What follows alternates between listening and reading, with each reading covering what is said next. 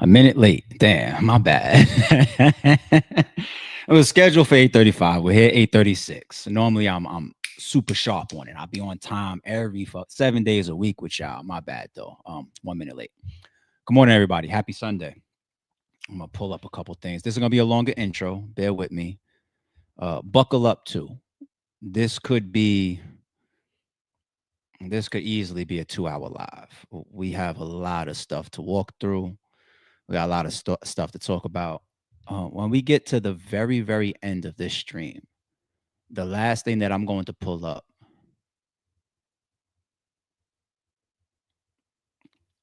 boy, okay, the end of this stream. Y'all just got to be patient.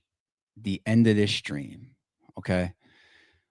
We do got some news to go through, but give me a second. We're gonna do a longer intro today. Every once in a while, I gotta hit y'all with a decent intro.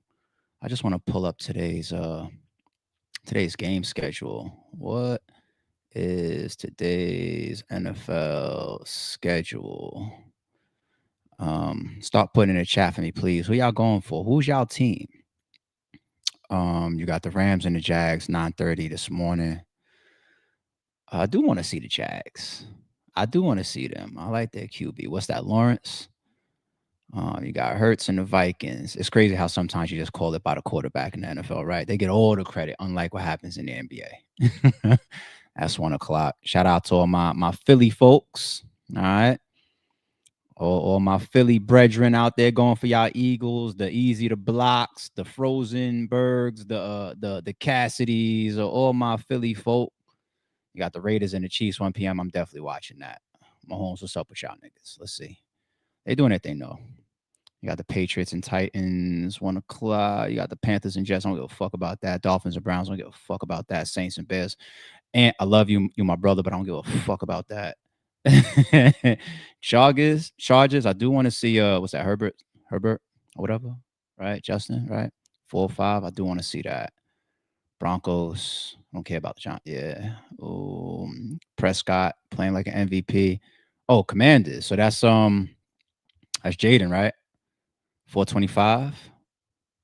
Ooh, Lions play at 7. Yeah. Bills play. Oh no, what am I? I'm on the 26 now. I'm tripping. Oh, some of that I said ain't even my bad. That's week 8. But the Lions is definitely tonight. Okay. Shout out to everybody. Shout out to all the members. Shout out to all the mods coming in. Shout out to the whole chat. Intro. Before I get into the news and before we get into the title and this very elaborate breakdown. Two pieces of this intro. I want to talk about first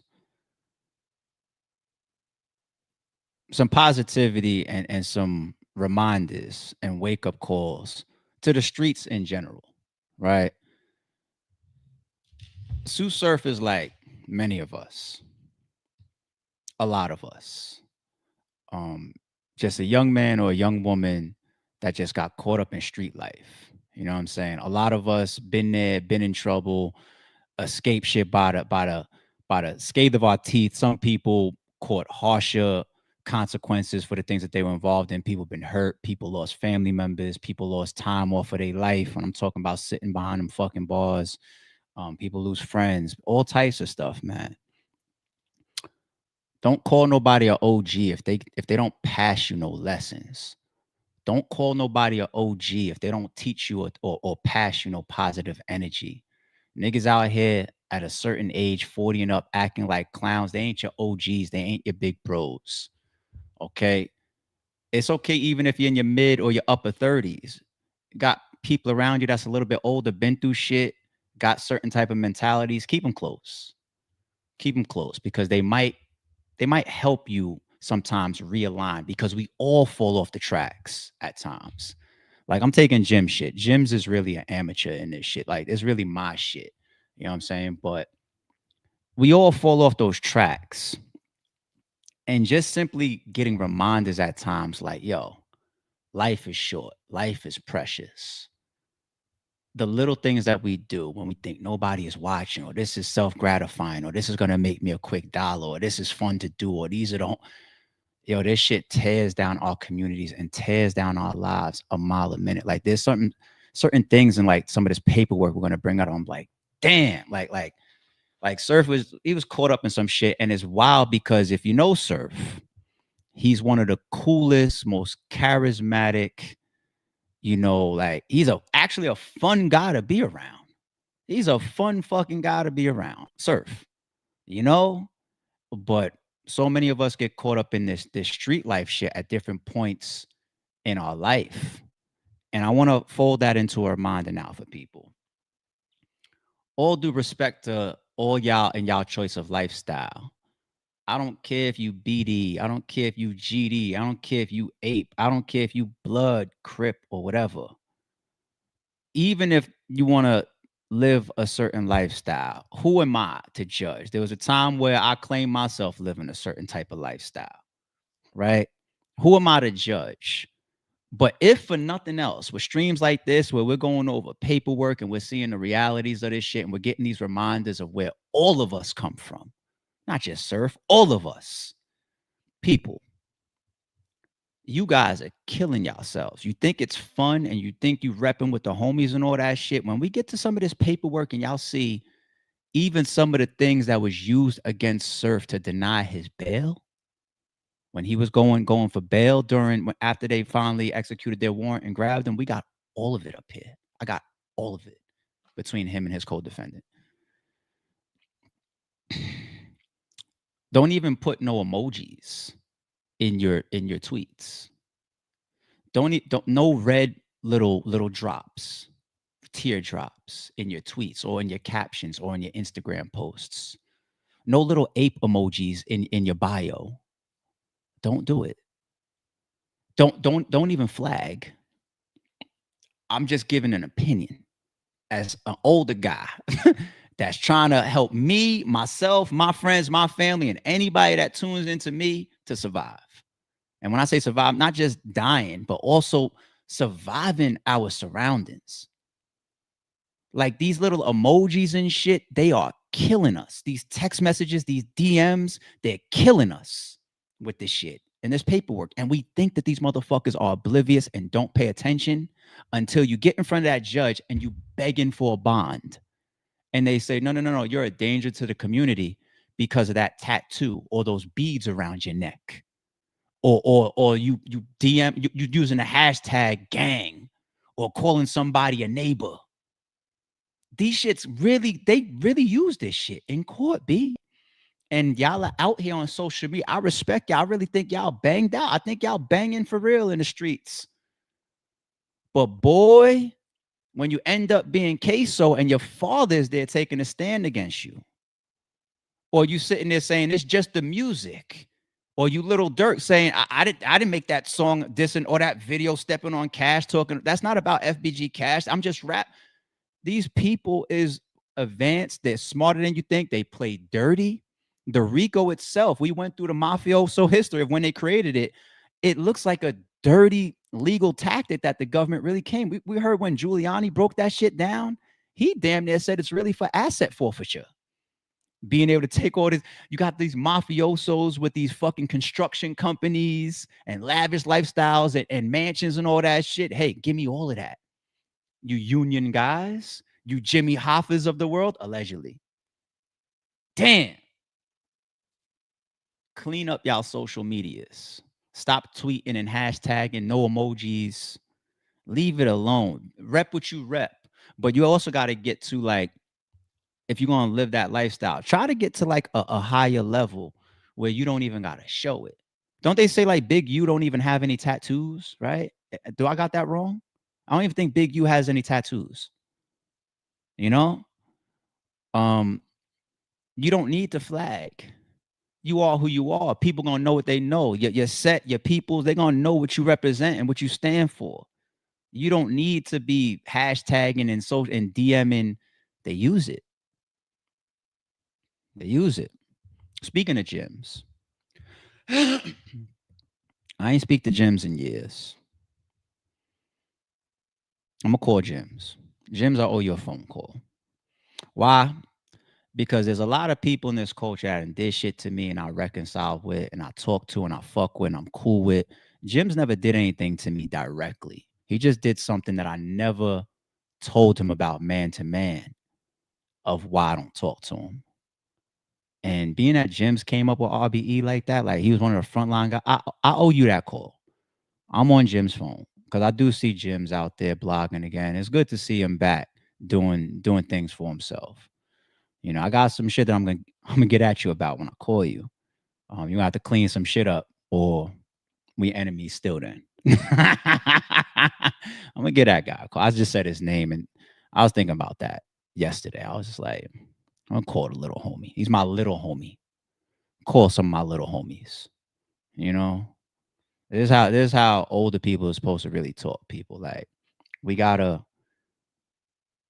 Yeah, long intro. I'm gonna stay here. Let's talk about the word integrity. You want to know a big example of integrity? It's trying to do the right thing no matter what. You could be wrong. You could be off.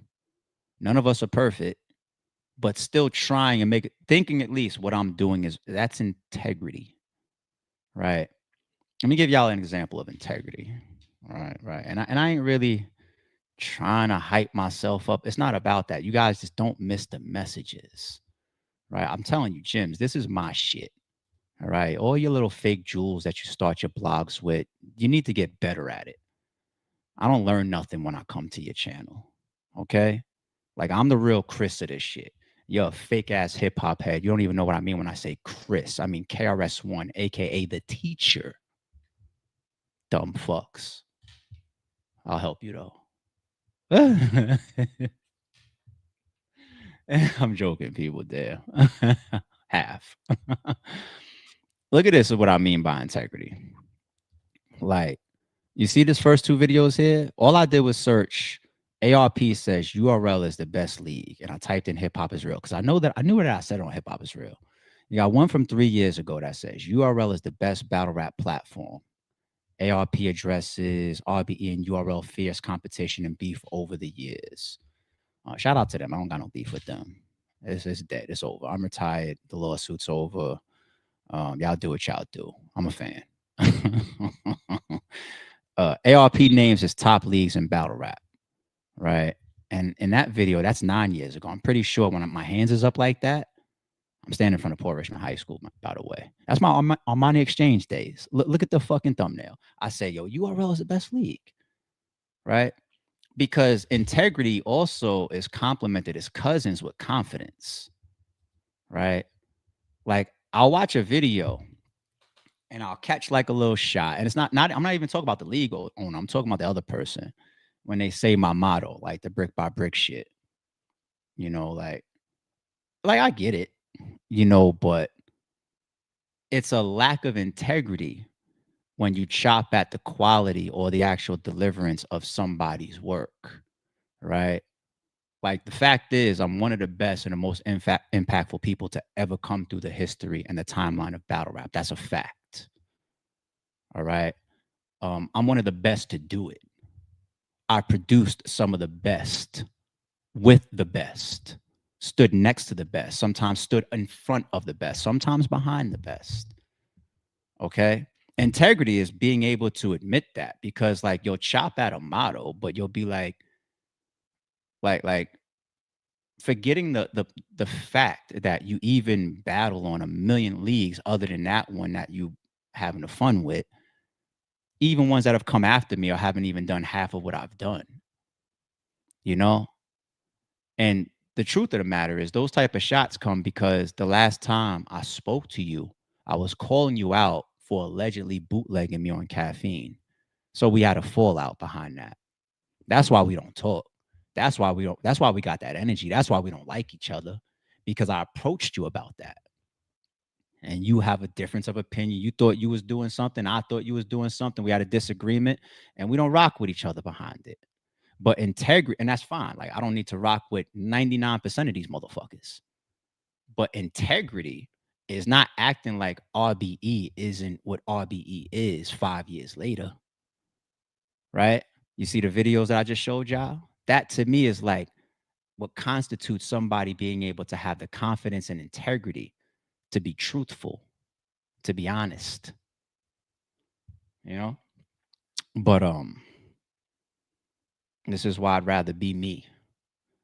I don't want to be none of these niggas. None of them. I don't want to be around you. I don't want I'm nothing like y'all. Nothing. And same is going to factor in with this video that I'm about to do, because I even have to give people reminders like I have no ties to surf at that level. People know that. If anything, key reminder, if anything, if I wasn't a person of integrity, there are ways that I can approach these videos and say, oh, I think Tsu Surf is this or Tsu Surf is that. And it would be an alley oop for me. And I would make it logical. I would make it make sense. Right. But the first video I did covering it, you see what the title was, right? This is why Tsu Surf did not snitch. Right. And I see that I've become like, I can see it from y'all reactions too. One of the hubs for this information and this this coverage, right? And I do appreciate that some of that comes with trust. Like whether they was battle rap, fun, playful ops or not, trust ARP to still hold and uphold integrity, right? And that's the man I always want to be. I ain't perfect. I had some lack of integrity moments right in front of y'all faces. I ain't perfect. I say it a million times, but I aim to be is the point. I aim to be. All right. I wake up and I try to be in all my actions. I try to be. I try to walk in integrity. It's okay for y'all to say my name. I get it. Like sometimes y'all dance around my name. I see some people covered. You can say ARP. I watched ARP's video. It's okay. It's all right. It's don't handicap yourself. I'll say y'all names like all the time. It's an integrity, confidence thing. Like I don't care. Like you can say my name. I mean, like I saw the live that I did. It's probably like 13, 14,000. Nothing crazy. But shit, the Co-Defendant's video that I uploaded yesterday, that's already like 27,000 views or whatever. I see the reaction in the comments and the tweets and the DMs. Like people just like, yo, what about this? Like I've become like a little hub. So I have to uphold integrity as well. Fuck all that other shit. And that's why I gave the example of me on Hip Hop is Real. It all comes full circle. Ooh, that's a bar too. Full circle. Speaking of full circle, Rock and Math, what the fuck y'all got going on? Rock, it's okay if you at me. You don't have to just type ARP. I know you don't want to at me too. I don't want to at you neither, nigga. What does Rock and Math got going on? And I ain't booking that fucking battle because it's gonna cost pay-per-view money, and I don't do pay-per-views. I'm retired. Y'all want to do a full circle? Holla at me. Other than that, go do it on URL or TBL or Chrome or Trenches or whatever platform. Okay, yeah, I'm retired. I'm really, really retired. People still don't believe I'm really retired. I don't know what trick or magic trick y'all still waiting for, but that's all intro. I told y'all, long intro today. The beautiful, lovely Jay is here. Our member in our mod says, shout out to them New Jersey and New York niggas, especially New York. Shout out to the homie Screw is in here. What's up, G? Yo, ARP, I shouted you out in my new song, Document 80. Shout out to you for what you do and what you've been doing for the culture. You speaking real wisdom right now. Thank you, Screw. I appreciate you, G. I appreciate you. Yo, I'm gonna DM you. I think I DM'd you like last year or something when we was chopping real quick on like one of these streams. We gotta do some collab work, homie. You know what I'm saying? Do an interview together or something, or I don't know, maybe when you're covering like a Kendrick or a Drake update or something. I gotta jump on one of them streams with you and vice versa, man. I love the cross support. So I appreciate you, Screw, and thank you for always supporting. I really appreciate you. I support your shit as well. I watch your shit all the fucking time. So shout out to Screw. Y'all go over to Screw shit. Make sure y'all subscribe. One of our best hip hop reactors in the space. Jay says, since you said no emojis, and none of that shit is tying me to nothing, so I'm cool. Is that enough intro for y'all? Jims, did you learn anything? Young fuck.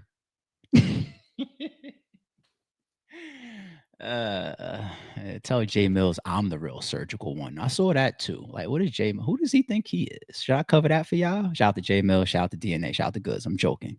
Let me move on. All right, because sometimes y'all can't read me the right way. All right, let's start to walk through our news. Okay, follow it kind of like yesterday's format. I like that one. All right, the update: man who killed a random Ohio deputy after police shot his son the day before has been ruled mentally ill and ineligible for the death penalty. That's Rodney Hinton Jr., one of the biggest videos that we did this year, the coverage of that viral story, very controversial story. I'm not going to get into all the weeds of that again, but we are going to continue to follow this trial. But his mental state was always on the table. It was always being discussed.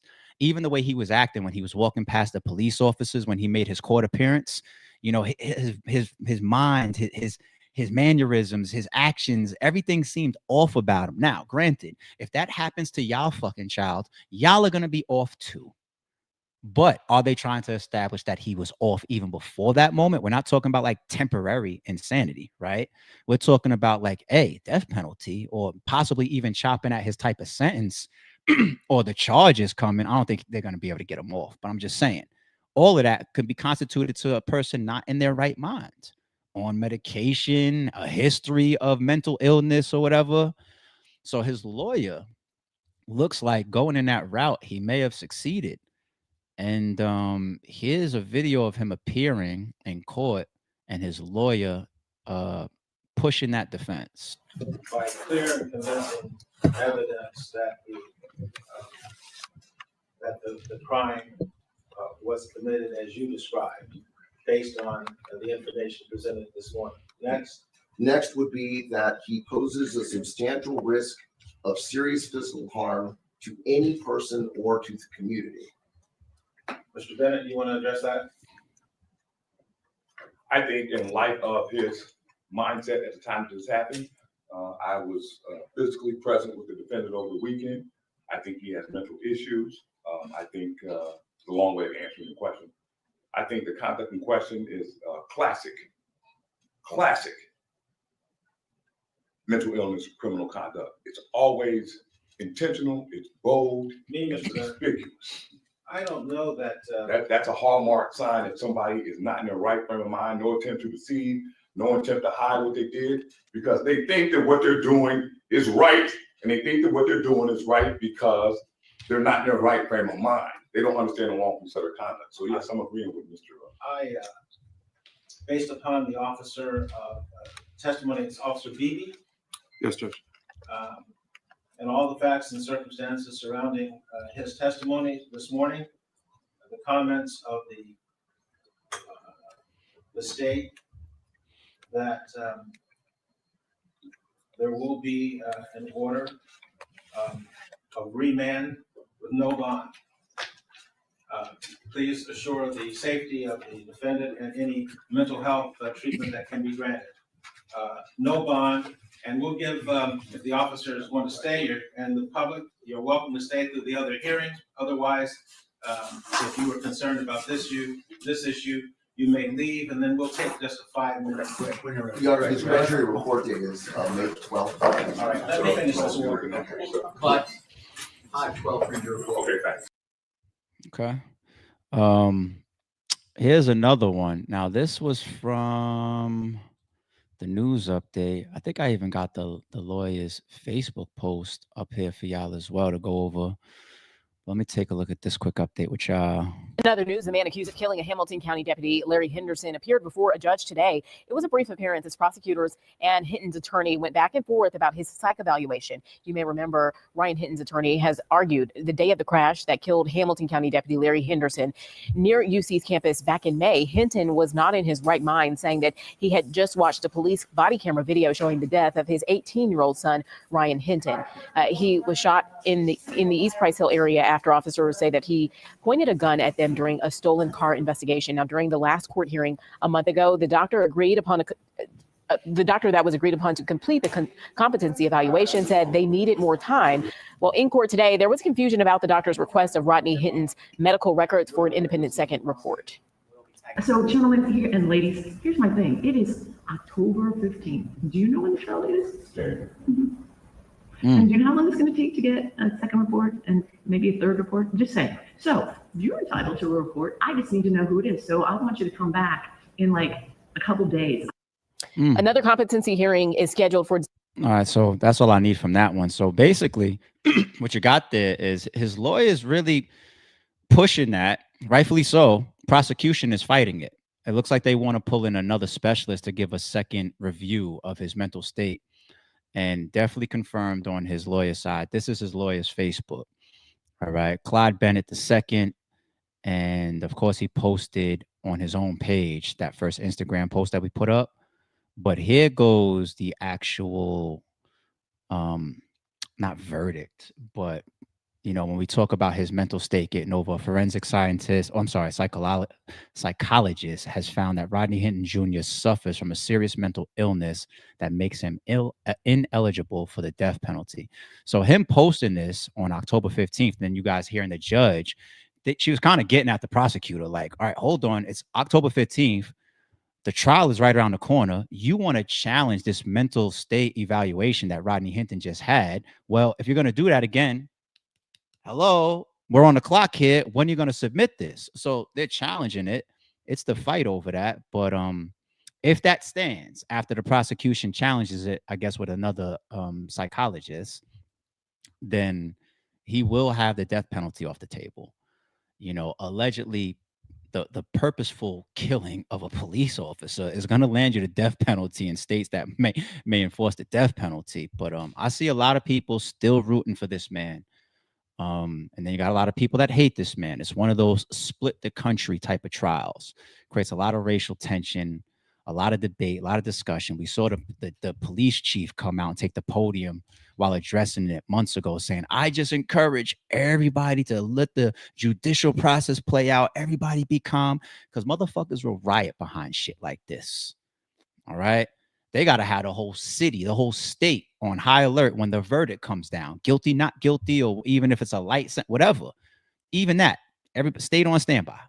All right. I think it's a very, very tense situation. I'll get back into where I stand on this later on as more comes out about this these updates for this trial coming up in January. But y'all know where I stand right now, and I told you some of my pros and cons of why I can see both sides in previous videos. Check them out. They're on the channel if y'all missed them. Right. But all right, let's move on. I don't want to spend too much time on the smaller updates that we do. Swiss Beats, you up to bat. I didn't know that this man was fighting something this heavy. All right. Do y'all know what's going on with Swiss Beats? All right. Swiss Beats can't escape a $7.3 million lawsuit over stolen funds. Swiss Beats, born Kasim Deeb, is a Grammy-winning producer, recording artist, and entrepreneur known for his hit records with artists like Jay-Z, Beyonce, and DMX. Rising from the Rough Riders era, he became one of hip-hop's most innovative sound architects, blending hard-hitting beats with global music influences. Beyond his music, Swiss is an art collector, philanthropist, and he's the co-creator of the Versus platform. Along with all of his talent, he's also married to one of the most talented artists in the world, Alicia Keys.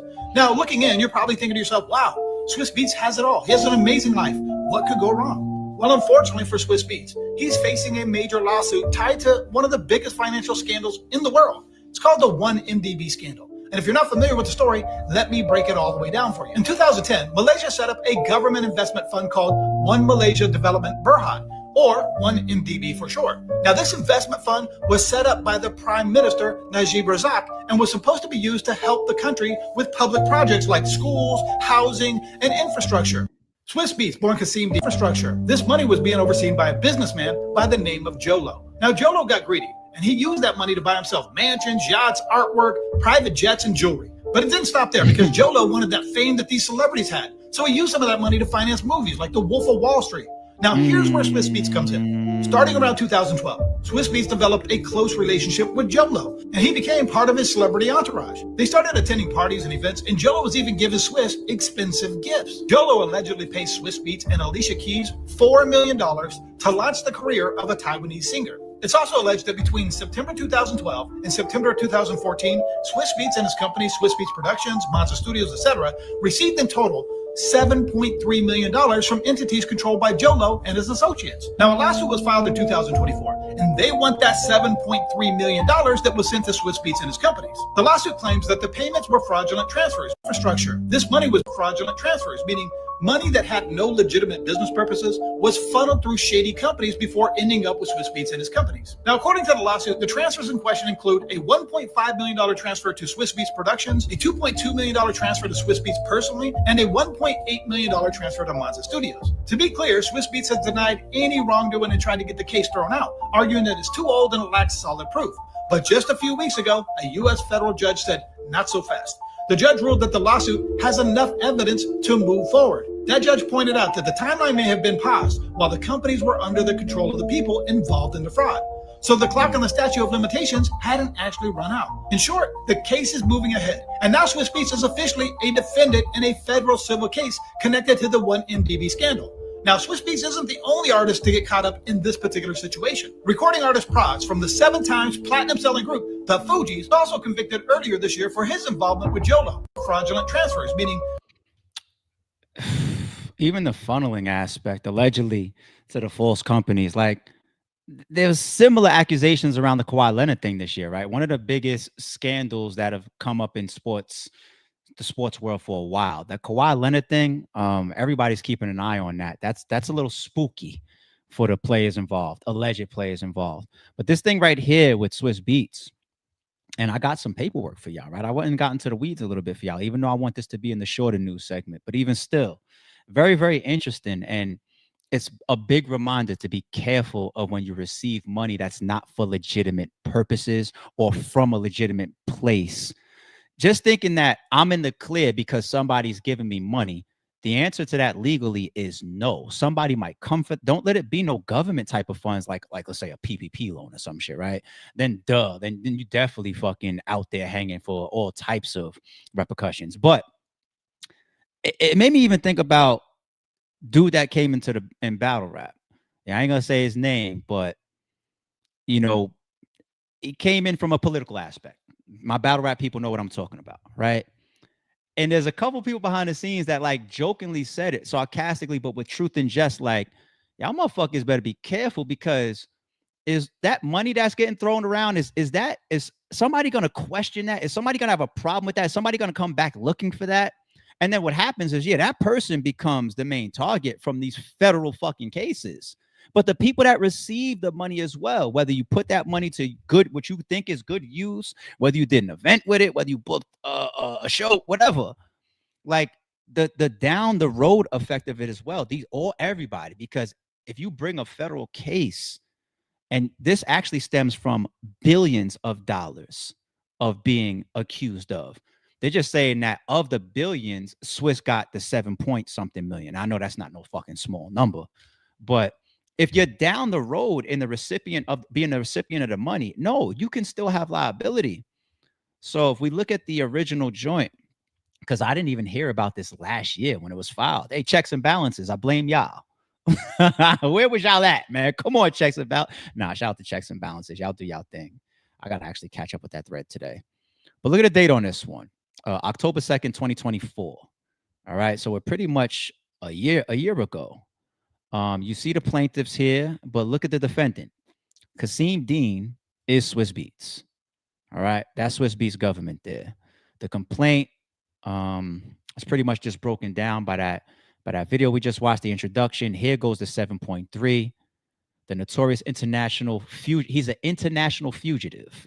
This guy, J-Ho. Or J-Ho Lo, or J-Lo. He's an international fugitive, they have him classified as. Wow. Collectively, the insiders, not just him, they're naming though, on the defendant side, stole from the people of Malaysia and gifted to the defendants. Now, when you think about somebody, that video kind of describes him as being some Joe-ass nigga that just wants to be in the in crowd. I use this money to get next to Leonardo DiCaprio and fund a movie. Sometimes you even hear bloggers in battle rap, pay attention, people, accuse sponsors of that. Somebody that's just happy to be around, happy to produce, happy to be on the creation side, happy to say, I'm the reason why that battle happened. And then you give the money. But the money better be legitimate. And it's our job that when we receive the money to make sure that it's legitimate, because they're going to blame both people. All right. Just like in Swiss's case right here. If we come down a little bit more, what else do we see here? Look at this table here. So it's got all the dates that added up to 7.3. So you got 1.5 here, 1,800,000, 800,000, 1,500,000, 300,000, 1.4 million. These are all the different dates. So when you see Dean, once again, that's Swiss's last name. Monza Studio, I guess they're tying to Swiss somehow as well, because this is his own shit. The $1 billion is spread across multiple different defendants. You see, they even mentioned Praz. He's probably got his own shit. Praz from the Fugees, and you see the Swiss Beats like a company name here. So even the switching of how the money is being received, but equating to 7.3. All right, Swizz, I'm pretty sure in Discovery is going to have to show how he got the money, where's the money, how he used it, all types of shit they're going to ask for in Discovery.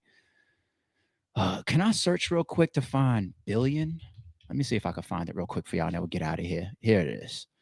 The insiders diverted the siphoned off over 7.65 billion from a Malaysian development, whatever this is. That's the 1MDB shit. Initially established as a sovereign wealth fund and then converted into a federal equity in September 20. So it's a federal equity, B. That's behind the billion, the 7.6 billion. And when people be playing with PPP loans and fucking taxes and shit, it's federal shit. It's federal shit, man. Sometimes we watch people get football numbers for tax evasion. Shit, Wesley Snipes had to do time over taxes, right? Like, they'll sit your ass down for this shit, B. Boy. Last but not least, this is an update. All right. This is the last entry to the docket. This was October 6, 2025. So when that guy on our video said a couple weeks ago, the judge said it's move forward. Yeah, that wasn't no bullshit guy that's looking for clicks. That wasn't no AI generated video we just watched. The paperwork actually is accurate. It is. We are a council of Swiss Beats, Mona Studios Incorporated, and Swiss Beats Productions. Those are probably those three different entities that we saw the 7+ million getting deposited towards, allegedly. Your Honor's individual practices to respectfully request an extension of defendant's time to file an answer to the amended complaint. November 10th is what they're asking for. So they want time to come back and answer, but it was pretty active, the docket. I looked at it this morning. Since it was filed last year, there was some activity almost every month up until June this year. Then June this year, around that time, it went dormant, and then back in October, boom, back again. And sometimes these civil cases, criminal cases, orders, sometimes it takes time, B. Some of the shit takes time. People be suiting up even for their frivolous lawsuits like, oh, it's time to get paid. You might sit there trying to sue somebody for 2-3 years. You might. Unless you get a Diddy or a Shannon Sharp, allegedly. Then you're going to get paid quick. Damn, ARP, don't do that. Don't do that. I'll take that back. No, I don't. Yeah, I do. I think Shannon Sharp got stuck up, though. I just want to document that as one of those live jokes that I wish I didn't say.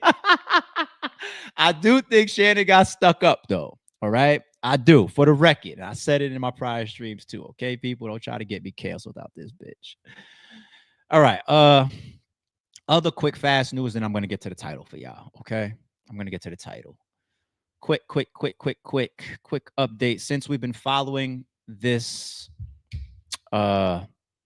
case, private investigators say police know who last drove David's Tesla with Celeste Rivera's body inside, but can't reveal it yet.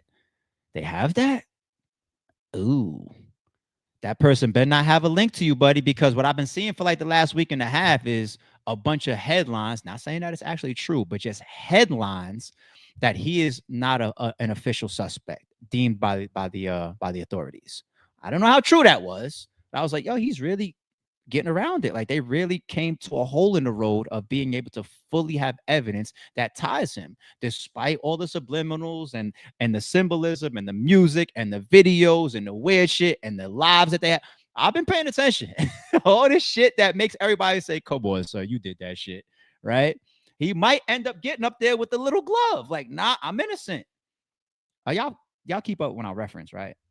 Y'all keep up. I'm just saying, like, that's OJ pulling a, like, come on, son. But hey, you got off, hole in the road, this fucking glove. But here they are back again saying that they know somebody that drove the car. Cause I was always asking, like, they don't have no camera footage or nothing. Like the last person coming out of that car, that whole fucking block is lined with cameras. Tesla's got like 6 cameras themselves. Like the fucking car got like 6, 7 cameras in that bitch. So I don't know. We'll see. We'll see. Lastly, in flash news for y'all, I saw this morning. I don't care as much, but I'm interested in the details when they start to surface.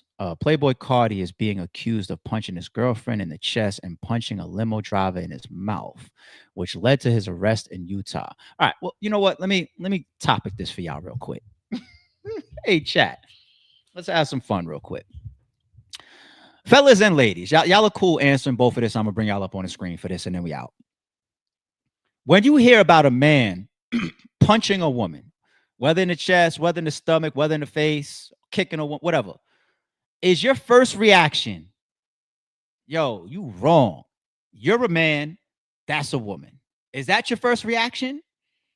Or is your natural reaction, well, what happened? What did she do? Go. A or B, 1 or 2. Which one are you? The devil's in the detail? Well, explain what happened. Did she curse his mother out? Did she slap him in the back of his head? And he's not supposed to hit back because he's a man? Like, or is this like, nope, you're wrong. I heard that Playboy Cardi punched his girl in the chest. That's it. We want his head. Which one is it? Which one are y'all? All right, let's go. I see Philly says A. So he's you're wrong. I don't care about no fucking details. Jay says both. The Moan TV, I don't know what yes is. Ryan says A. Just right off rip. I don't care about no details. Don't hit no woman. Misha, our member, says punching, he wrong. Period. Oh, so open hand? Misha, be careful. Don't leave that up to interpretation. All right, hold on. Chiz TV says, well, damn, what happened? Virginia says, not punch, but maybe grab her. Why he did it? A question mark. See? Okay, I'm getting different. Cal Capone's in the building. What's good, G? Our member says, man, nah. I done comb my BM head plenty of time. I don't listen without context. People might get you, but I got you, Cal. You good? First reaction is the man is wrong. All right, I just wanted a couple. I'll do one more. Shout out to the chat. Mr. Wynn here says B, and I see some of my members in here. I see y'all. All right, let me move on. I gotta give it to y'all, man. I'm B. Because you fucking women is not innocent, B. Some of y'all motherfuckers is demons. I get it. We're men. We got this physicality about us where it's never going to be equal. Don't put your hands on a woman. I get it. But you remember the Chris Rock skit when he was like, listen, nobody is above an ass whooping. Just don't do it. An old man or old woman ain't above an ass whooping. Just don't do it. Or how about the Dave Chappelle skit? They're joking about shit that they really mean. Remember the Dave Chappelle skit where he was like, people call him a victim blamer, you know? And he was like, yo, so look at the shit with Chris Brown and Rihanna. He was like, well, what did he do? Matter of fact, D-Ray did that one too, right? He was like, she might have joked about that he can't be a dancer or some shit, and that set him over the fucking edge. It's a joke, people. But what people is really trying to say is like, how did you get to that point of him raising his hand and hitting this woman? I believe in self-defense across the board. I don't care who you are. I'm protecting myself and my 2 children. That's across the board. Okay. So if she is harmony and I feel like, oh, it's up. Well, she's on some other shit. That's not discipline. I might take her life. Like just natural reaction. I don't mean it. But if I feel like my kids is in danger, you might lose your life. Period. It don't matter who you are. You might lose your life if I feel my kids are in danger. Period. I almost really, really hurt one of my closest brothers over my kid. He don't understand. He almost lost his life one night. I'll save that story for years to come. You could die fucking with people's children. Definitely mine. You need context. We hear about the limo driver getting punched too. I don't know. Was you just wilding out? If so, hey, Cardi, hey, they're gonna put you over there with them. But I'm a guy that I want to hear what happened. I admit that. Okay, don't hang me for that. I want to know what happened. Did she hit him? How about this? And I'm not even gonna waste time asking for the chat to respond to this. What if she punched him first? You got people that's gonna say a woman's punch ain't the same. Go ask Clarissa Shields. She's out here knocking. I don't know. Yo, I watch women on these videos knock men the fuck out. You know what I'm saying? If a woman knows how to leverage her body a certain way and got a little bit of physicality about her, throws a punch, it could hurt. It could fucking hurt. You know what I'm saying? Like, I'm supposed, because you were born a woman, I'm supposed to let you beat on me? Fuck out of here. You might get restrained. You might get body slammed. You might get suplexed. You might get slapped. Like the ball fist and getting the knuckles across your shit. I gotta feel extreme. You know, I gotta feel like, oh, it's an all-out war, but I'm not dating no woman that could get me there. I'm not marrying a woman that could get me there physically or like or even emotionally. I'm just saying. I want to know what happened. That's all. I want to know what happened. Oh man. Speaking of my daughter, I told y'all she was about her business on the last stream, right? She got a little store in the house. So this one right here is the one that I said. I showed y'all one yesterday. This was the second one that I said that had 3 colors in it. The custom order for $7. This is the one right here. All right. So, and she got some money up out of me. She's on her hustle. She wasn't hustling, but she was on her hustle. Made it within an hour for me. I was like, bet. Here, take your money. Hey, learn how to run a business. I taught her about supply and demand as well, because she had a bunch of stuff that is in her little mini store that I wasn't buying. So I taught her about supply and demand. I was like, you got all this stuff over here, but every time I've come into your store for like the last 3 times, I bought a bracelet, but yet you don't have enough bracelets out. You got to go make one for me. Supply and demand, people. Supply and demand. Teach them while they're young. All right, y'all ready? Y'all ready for the main joint? We 46 minutes in. Y'all ready for the title? Y'all ready for the thumbnail? Okay. So y'all saw my first coverage of this. The title said, "This is why Tsu Surf is not a snitch." The one that I did yesterday that people seem to have been very, very interested in is the Co-Defendant.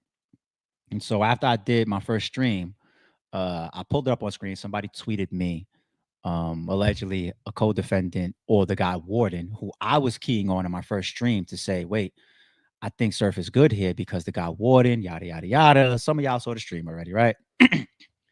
And then to see that somebody DM this person that said, yo, Stacks. And I go back to the indictment. I say, well, who's the alias, AKA a Stacks? Oh, it's Warden. Kind of further pushes my first stream, right? Because the co-defendant, Warden, and possibly others are so paramount in this particular situation. I stress the word particular because not all RICOs are created the same. Not all people being accused. Every case could be different. That's why even judges get professionally schooled in the midst of trial. Why do you think that lawyers will supply references and look at this kid? Look what Diddy's lawyers did leading into his sentencing. They did a whole bunch of homework for the judge. Hell, in the YSL trial, we saw a whole judge removed. Okay? This shit ain't always the same. The devil really is in the detail. Okay? So I went to the case for the first time. I Googled the indictment for y'all the other day when I did that stream. I told you I wasn't in the weeds. I wasn't on no 1090 shit. I just Googled Tsu Surf, RICO indictment, paperwork or whatever, and boom, it just was right there. The whole 51 pages, the superseding indictment. And that's what I read for y'all the first time. And that's actually when I brought that up and I read it for the first time coming up that highway Sunday night, like I told y'all. That's what made me say, not Sunday night, Friday night. Right? Yeah, Friday night. Or whatever. That's what made me say, oh, no, Surf is good. That's superseding indictment, right? I said, coming off of now the co-defendant's alleged DM coming out, I see that there's still people in my comments on Twitter, even in battle rap. There's a couple people that still split. And I told y'all before, respectfully, even the people that were going after Surf, I think we could all see some of the reasons why. Some of it isn't really legalities. Some of it is just not being in the weeds, not doing your due diligence. Some of it is favoritism. Some of it is dick sucking. Some of it, it's all different reasons depending on who you're looking at, right? The people that have been logical, like they'll see something that says, I just do whatever you got to do to get me home back to my career, my daughter, and my mother. Right. Some people will be like, damn, like that don't sound gangster. And paperwork never sounds gangster. Nobody, look at the queso shit. Look at everybody's yes, ma'am, in front of the judge. And honestly, I'm not even using that as a shot. It's no different than if I walk into a corporate America environment. We've had those streams. I hit the switch. I talk the way I talk on my podcast. I talk the way I talk with my friends. I talk the way I might talk with my lady, talk with my kids, talk with my father. I might curse around my father, but I don't talk the way I talk on my podcast around my father. Like, there's switches. Nobody standing in front of the judge talking some gang shit, right? So, you know, when people do that, like, how come he's not sounding? So why is he even rush to get home? Everybody's like that when in the system. Everybody's yes, sir, yes, ma'am. Everybody, all right. And some of it is sometimes even playing the game, right? So I'll take that off the table for Surf. But the pleading out, you know, when you're the first one to plea, I think in recent people's minds is the Young Thug and the Gunna shit. And Young Thug accusing Gunna of being the first plea, even though somebody went on Vlad that was in the case and said that he was the first plea. Anyway, y'all figure that shit out. I don't care about the order of that case right now. But the first plea, people key on that. If you're the first plea, you're a rat. Are you? The people that say that don't even read the paperwork. If you plead out to having co-conspirators, you're a rat. Are you? They all took it together. Did they?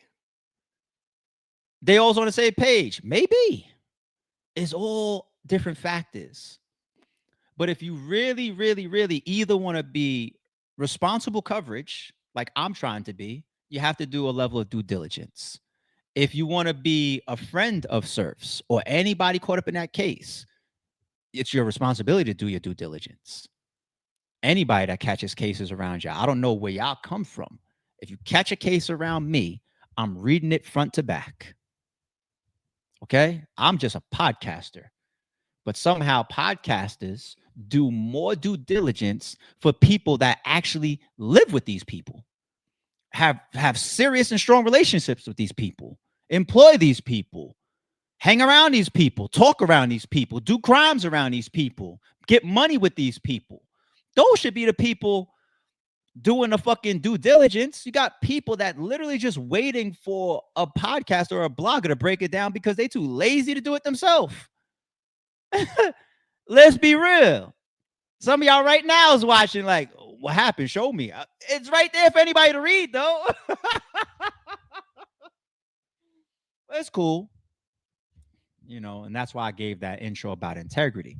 Because regardless of why I decide to cover any topic, inside or outside of battle rap, I still will always try to be right. I'll try to never have a secondary motive that'll make me give y'all incorrect information. Okay, like that's fuckboy shit. I might do something because I'm motivated to do it. Like, oh, fuck him, I'm breaking that shit down, and that's not the case here with Surf. But I'm still gonna try to show you truth. I rarely in battle rap. It doesn't. Averb is the only one in battle rap that's ever called me a liar. Like, let's be real. Nobody calls me a liar. Nobody thinks that's my reputation. You got some of the most reputable people in battle rap. Some of the most intelligent or headstrong people in battle rap. They'll ask me for my opinion because I've exhibited integrity. I'll tell you one day, like, oh, I think Surf messed up. And then I'll tell you the next day after reading some more, like, oh, no, I think Surf is good. You know, even the ability to change your position or apologize, that all comes with strength and integrity and character. And not everybody has built for that. Okay. Damn, I gave y'all a second intro. Fuck it. Let's move. We're going to start with key pieces of paperwork first from Warden. Then I'm going to go to Surf second, and then I'm closing out with a very, very important breakdown at the very end. And some of y'all are going to be happy about it. Some of y'all are not. Okay. So let's go first with Warden. First up, some of the very, very key moments. And my bad, give me 1 second. Let me reline all this shit up in order because I need it to be in order because sometimes the date matters when I say the devil is really in the details. Okay, here we go. Cool. So in their case, they all have individual dockets if you choose to pull them up individually. Okay. Even when I read that superseding indictment the other day, there was 9 people on it. By the end of this one, I see a 10th person that came in. Okay. But if you want to, you could totally read Surf's docket on his own or Warden's docket on his own. All right. And I only looked at those 2 folks, not the other 8 people. Small disclaimer. All right. So this first one here, what is this? Minutes proceeding, arraignment on superseding indictment. Once again, this is all related to Warden that we're going on first. All right. Defendant advised of charges in superseding indictment. Defendant waives reading of the superseding indictment and pled not guilty. This was his not guilty plea on all counts in the indictment. Okay. That was on October 27th, 2022. Okay. So that was his not guilty plea. Warden. Next up. It's all relevant. Next up. We're still with Warden here.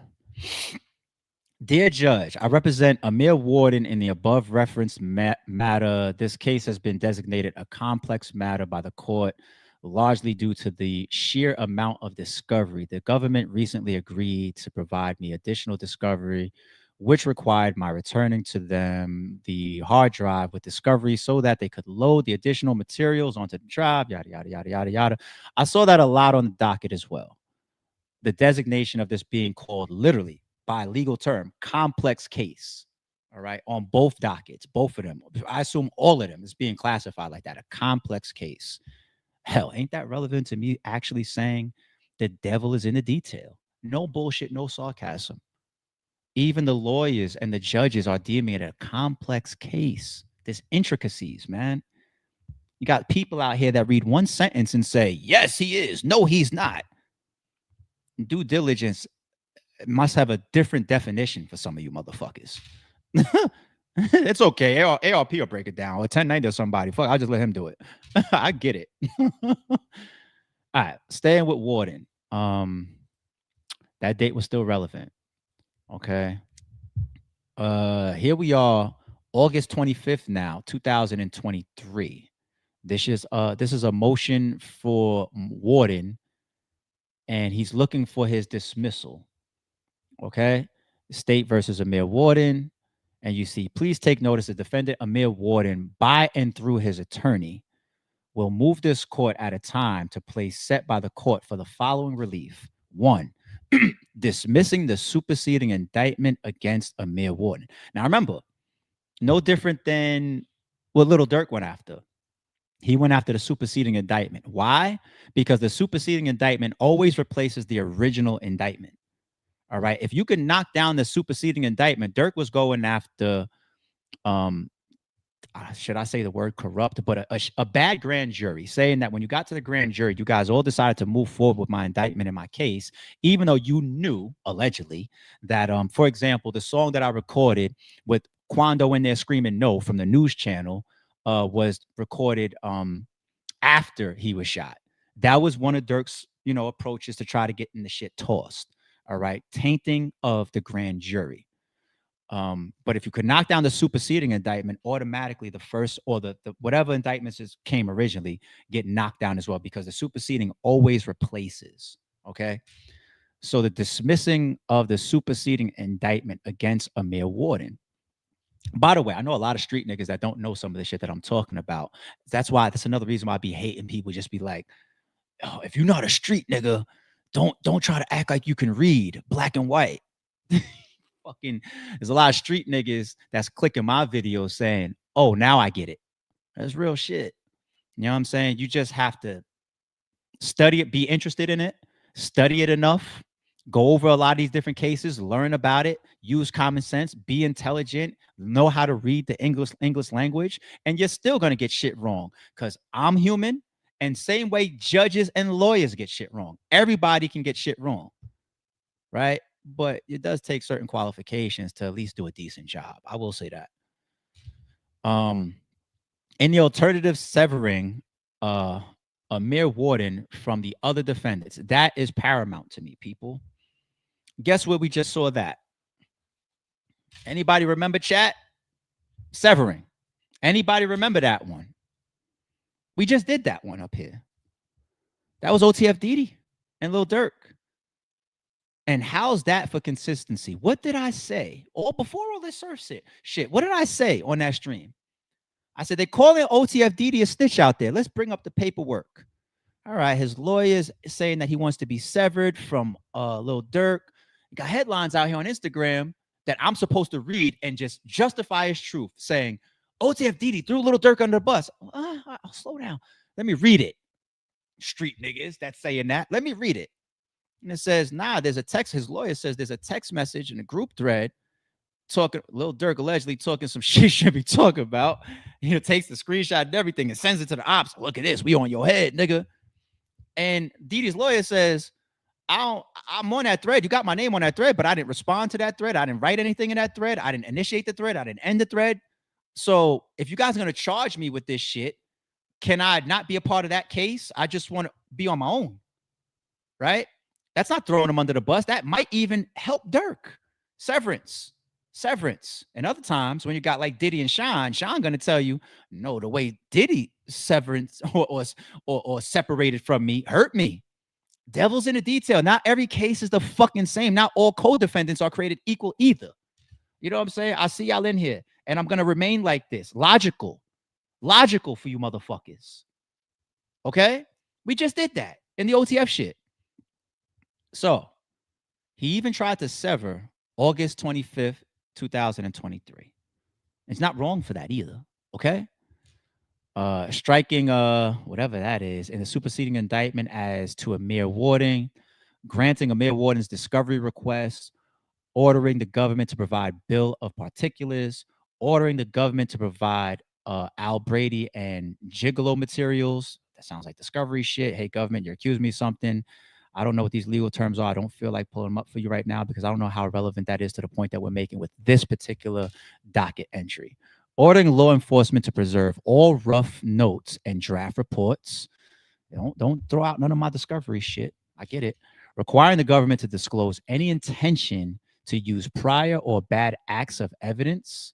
Permitting Mr. Warden to file additional motions if necessary, and permitting Mr. Warden to join in appropriate motions filed by his co-defendants.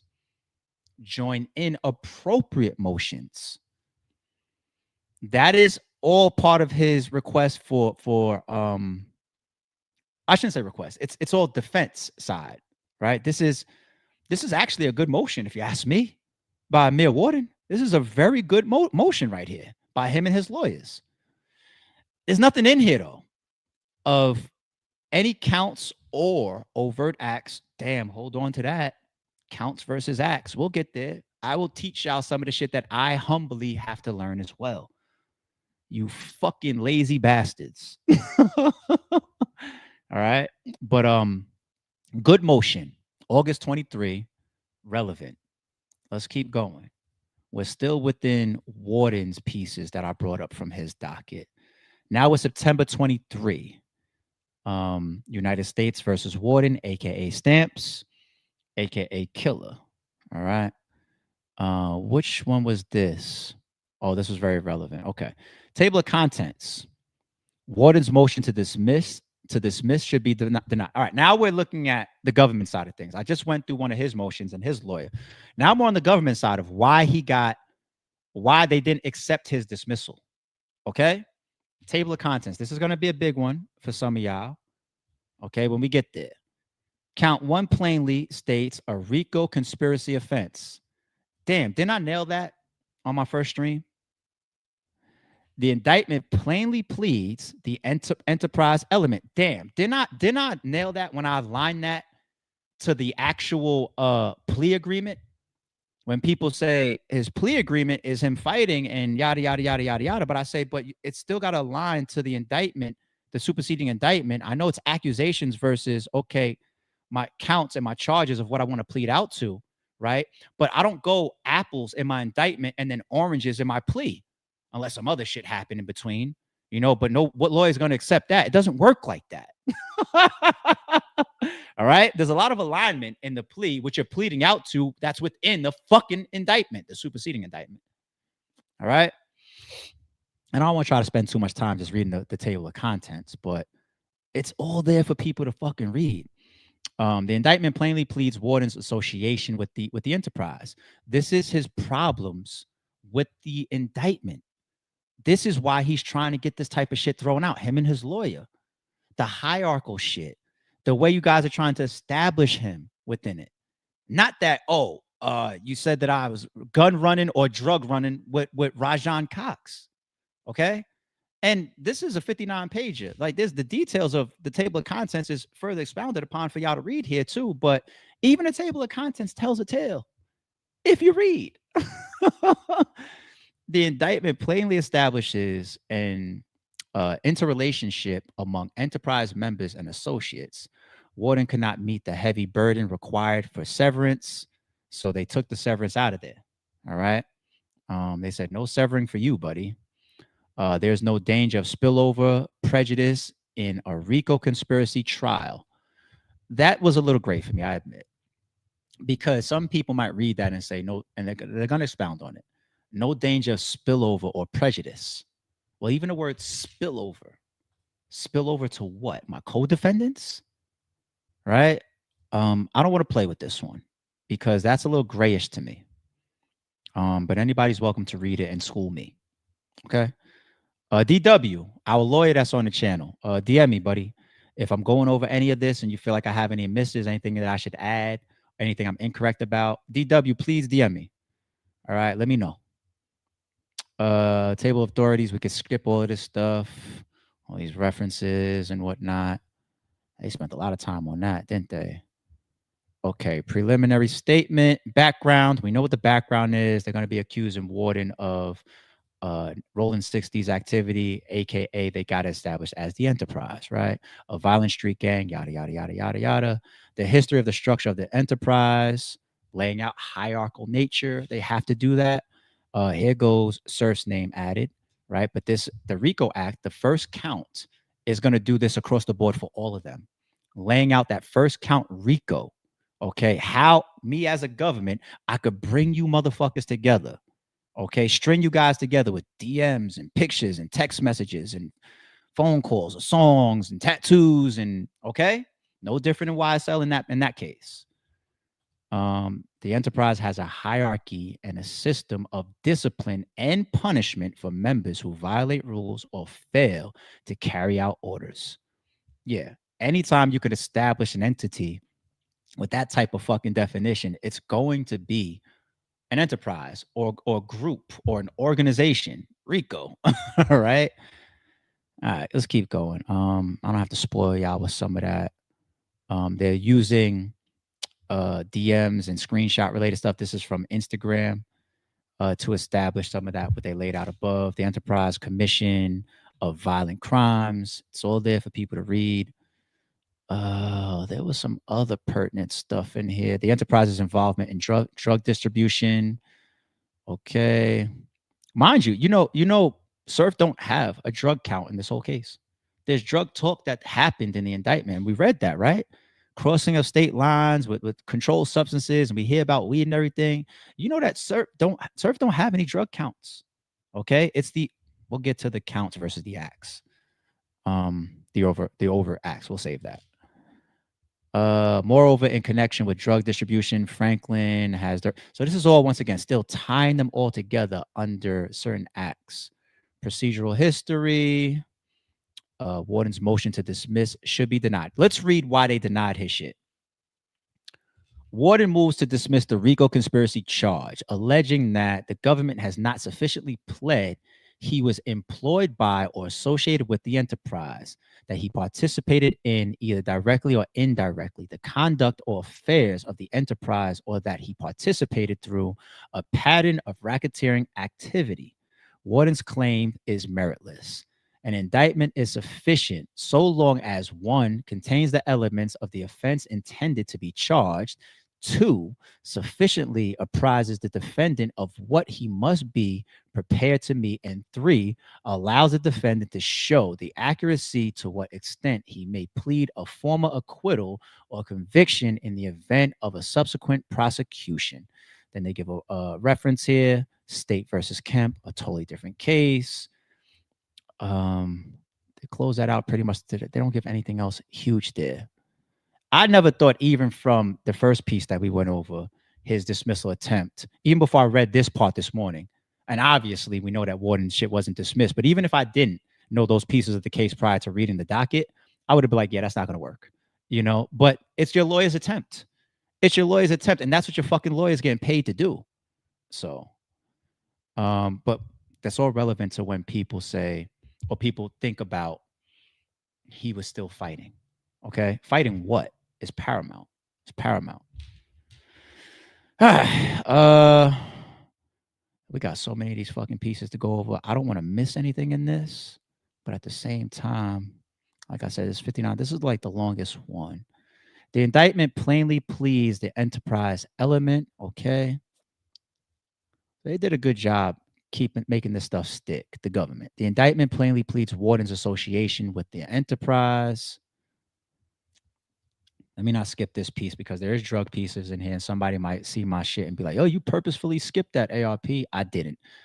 That allegation alone ends the analysis. In our view, the district court's principal error was its failure to accept as true all of the facts alleged in the indictment. But the indictment alleges much more. It provides that, among other responsibilities, Warden organized the transport of large quantities of marijuana from California and other places to New Jersey and elsewhere, and that Warden also coordinated drug distribution, including heroin and marijuana, in the Irvington and Elizabeth, further in describing the manner and means by which members and associates of the Rolling 60s conducted and participated in the conduct of the affairs of the enterprise. Holding on to that enterprise stuff. I'm telling you, people, that RICO shit is a bitch. It's a, I don't know how motherfuckers ever. So Diddy beat a Irv Gotti and Irv Gotti and Chris Gotti, right? Murder Inc. beat a RICO, like beating a RICO, when you really start listening to why the RICO was created, how the government uses it, how you can get around it. They created that shit really to say, fuck it. We're going to figure out how to get these niggas, the mafia. Yo, you just don't escape this shit. Because these don't even be the counts that he's going to get sentenced for. As you learn more and more about the RICO, boy, I would never, ever want to wake up and hear there's a fucking RICO warrant arrest for my ass the way Surf did. And we're going to see that coming up too. Shit. Overt acts, WWCCQQ, serve as an examples of Warden's involvement in the distribution, all the overt act stuff, all right, tying them in and being able to establish them within a RICO. The indictment plainly establishes the interrelationship among enterprise members and associates. Okay, let me see if there's anything else huge before we move on. Warden cannot meet the heavy burden required for severance. This is when they squashed that, even though I had no problem with him trying to sever. The federal system prefers joint trials and defendants who are indicted together. Yeah, I'm sure you guys do. Makes it easier. Once again, under the RICO, you nasty motherfucker. The fucking government is a bitch. I think we good. I think we good with this. I think we good with this one. Okay, yeah, wait, what was this last title? Defendant's motion for Rule 16 discovery is moot. Okay, let's move on. All right, next up, we still on Warden's docket here, people. This was now, we're talking about October 23rd. Everything you see has been sequential with me, timing-wise, okay? October, you see Amir Warden on his own in this particular order. What was this one? This matter having come before the court to relieve counsel for the defendant Amir Warden from his representation, Mr. Warden, in the matter of appoint new counsel. Okay, this was him ditching his attorney and getting a new lawyer, requesting the court to appoint him new counsel due to irreconcilable, how do you pronounce that word again? Like the reconcile word, my bad. Couldn't reconcile differences with his lawyer. All right, it's only a 2-pager. Okay, that was in October. What do we got next? I think this is big. Is this the end of his fight? All right, January 2024. It was filed. There was in court, or this went into effect on the 23rd, day before. Okay, the Honorable Susan, this is the judge. Dear Judge, the office continues to represent Mr. Amir Warden in the above matter. Please be advised that defendant Warden is hereby withdrawing his motion filed on August 25th that we already pulled up, docket number 145, respectfully. This is like, okay, those motions that I put in, the severance and all that to dismiss, it's not a good fight. It's not going to work. It's got new lawyers that switched in right before this and everything. It's not going to happen. Maybe he was getting advised that the severance was going to work. Maybe he didn't like the way that turned out. You got to ask Warden all that stuff. Only Warden knows that. But it is relevant because when we talk about his fight, what was his fight?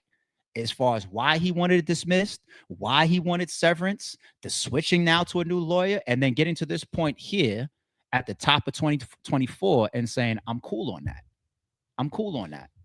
Maybe his new lawyer gave him different advice. Only Warden knows that answer. Only. All right. What's this one? We still on Warden. Okay. Superseding information was this. This is fucking 16 pages. Why did I bring this one up? There was a big thing about this one. Oh, his counts. That's why I brought this one up. Okay, cool. So this is the state. Once again, this is his own solo docket. Amir Warden, aka Stamps, aka Killer, superseding information. We know what that is. Count 1, the RICO. Okay, at various times relevant to superseding information in the District of New Jersey and elsewhere, defendant Amir Warden, aka Stamps, aka Killer, and others known and unknown were members and associates of the criminal organization known as the Rolling 60s Neighborhood Crips, the Rolling 60s, and the Enterprise. The Rolling 60s included its leadership, members, and associates, constitutes, etc., etc., etc. History, rules, organization, and Rolling 60s Crips. The Enterprise originated in the west side of South Los Angeles and now operates in numerous states, including but not limited to California, Pennsylvania, North Carolina, Florida, Tennessee, New Jersey. They know about y'all, man. they know about you, motherfuckers. All right, I'm telling y'all. Did y'all see my intro? I'm telling y'all. Members and associates of the Enterprise within the District, New Jersey, operate under the umbrella of the Silverback Gorillas, SBG. Take them emojis down, people, and are then further divided into the districts and units. The Rolling 60s operated throughout the District of New Jersey, including Essex, Middlesex, Mercer, and Union counties, as well as within the New Jersey prison system. At all relevant times, Warden operated in and around Union and Essex counties. The Rolling 60s members and associates followed certain traditions and protocols of the Enterprise, including visible demonstration of gang affiliation, such as an identification with the colors blue and white, which appear in clothing, hats, and bandanas that the Rolling 60s members wear. Greeting each other with the phrase NH, which is an acronym for neighborhood, and thus shorthand for neighborhood crip, and referring to each other as hoodster or loke. Cut it out, people. They don't hear me, though. They ain't gonna listen to me. Who am I? Using of social media platforms to proclaim their affiliation and highlight the Enterprise by posting gang-related photographs and videos to communicate with other members and associates, and tattoos, slogans, and hand gestures signifying the membership in the Rolling 60s. So public. The rules governing the Rolling 60s established, among other things, a hierarchical power. This hierarchical piece is so big in this whole RICO thing of them establishing hierarchical designation or rank signifying their status within the gang, and a system of discipline. Okay, so this is all under that one count RICO stuff. Purposes of the rolling 60s, whatever. They're going to say money. They're going to say advancement. They're going to say all types of shit, control power. Warden's role in the enterprise, the racketeering conspiracy. They have him named here on his own in his particular docket. Okay. Multiple offenses involving murder, contrary to this reference. Multiple offenses involving robbery. Multiple offenses involving the felonious manufacture, importation, receiving, concealment, buying, selling, and otherwise dealing in a controlled substance punishable under the laws of the United States. It's a run-on sentence for y'all. Multiple offenses indictable under Title 18. Multiple offenses. Jesus Christ. What do you guys want from me here? Manner and means of the conspiracy. Where's the second count? The overt acts. Let's read the overt acts for Warden. In furtherance of conspiracy to achieve its purposes, Warden and his co-conspirators committed the following overt acts, among others, in the District of New Jersey and elsewhere, beginning at least as early as in or around 2015. Numerous members and associates of the Rolling 60s, including Warden, engaged in multiple acts of distribution of controlled substances and possession with the intent to distribute controlled substances and around District of New Jersey. Okay, B. Beginning at least as early in 2015, Warden and other members and associates of the Rolling 60s use social media to include Instagram and Facebook to conduct the business of the enterprise, including raising funds for the enterprise's members, referencing penalties for violating the Rolling 60s rules, discussing the initiation of the new members, scheduling meetings, and paying homage to members and associates of the Rolling 60s who were killed. Okay. C. Beginning at least as early as in around 2015, Warden and other members and associates of the Rolling 60s use social media, including Instagram and Facebook, to conduct the illegal activities of the enterprise, to include planning violent activities, purchasing, selling, and exchanging firearms, and coordinating drug sales. D. On or about August 19, 2019, the vicinity of West Stratford Place and Union Avenue in Irvington, Warden distributed heroin to other individuals. E. How many of these motherfuckers do I have to read? Fuck. Oh, there's a lot of them. Shit. Yeah, it's time to start fucking summarizing. I'm sorry. Yo, y'all remember when I did the big U shit? And I was like, oh, wait a minute. It's 200 pages? I'm about to cut this fucking stream off. I forgot how long it is. This is only 16 pages too, but the overt acts, people, they are important. All jokes aside, they are. This one's Instagram use. They got their Instagrams laid out. Boss Man Stamps, Co-Conspirator 2, using Instagram, RR Chase. They get their hands on all of this shit. Get those warrants, crack them phones, get into your accounts. Warden stating, you better be on a block and have my cash. I'm about to start tweaking on y'all niggas, fucking my bread up. Co-Conspirator 2 responded, I'm trying to get it right now. I got a new job from 5 to 12. That's why I came out there to get a couple dollars up. I didn't forget. I owe you, and I'm gonna make it right on a set, cuz. All right, 26. This is another IG. Big Houdini and Warden utilizing Instagrams. It's a lot of incriminating stuff in these fucking social media DMs and shit, people. A lot of overt acts, man. Shipping parcels around. Jesus Christ. All right, y'all don't need me to read it. This is what I want to really get to, though. Count 2. So count 1, RICO. Count 2, possession of firearms and ammunition by a convicted felon. That's him on his own here. Now, you're going to see this on Surf shit, too. We're not all talking about the same gun, people. Like, they got it's already in the DMs. It's in pictures. You're going to see certain pictures when we get to Surf shit. It's all their own shit. It's like, I got a gun charge, you got a gun charge, you got a gun charge, different guns, different situations, different DMs, but he's here on his own. If we were sharing it, they would have named him right here on count 2. Any of the other 9 people on this indictment, right? So this particular count for the gun shit, he's here on his own. Knowing that he had previously been convicted of a crime punishable by imprisonment for the term exceeding 1 year, did knowingly possess and in and affecting commerce firearms and ammunition, namely a Glock Model 40 or 45. That's not even the same caliber. That's in Surf shit. Surf's is a 40. You know, this is a Glock 30 or 45 caliber. Glock 30 is a 45 caliber? A lot of people think the number of the Glock is a caliber. Some of the numbers don't even fucking match a caliber that exists. You know, if you know Glock, you know that the number is the patent. All right. They got a billion fucking patents behind all them numbers. Like a Glock fucking 20 is like a 10 millimeter. That's a big dog, right? A Glock 17, a Glock 19, a Glock 26, maybe a 23. Those are like all 9 millimeters, you know? So, but anyway, Surf shit in his paperwork, I'm pretty sure is a 40 cal. Forfeiture. Okay, so we're done. Once we start getting to forfeiture, we know we're at the bottom of the fucking the paperwork, just like when we did that full 51-page indictment 2 days ago. The forfeiture shit. Oh, I'm glad to be done with this one. That's got to be the last long one of this fucking stream. Jesus. All right, let's go back now to the next one. We're still on Warden. Here we are, February 2024. Okay, plea agreement. This is very relevant to y'all. Now let's see his plea agreement. All right, this is when the fight be over.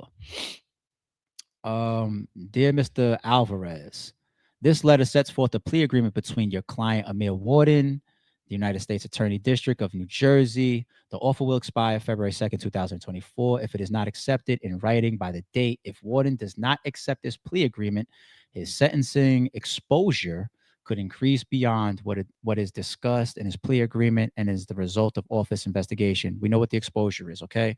You're exposed for this particular charge of 10 years for a felon in possession of a firearm. For example, you take this plea agreement, we're going to offer you 2 years for that. You don't sign it by February, we're exposed to the rest of the shit again. I mean, the regular legal guidelines, for example. All right, charges.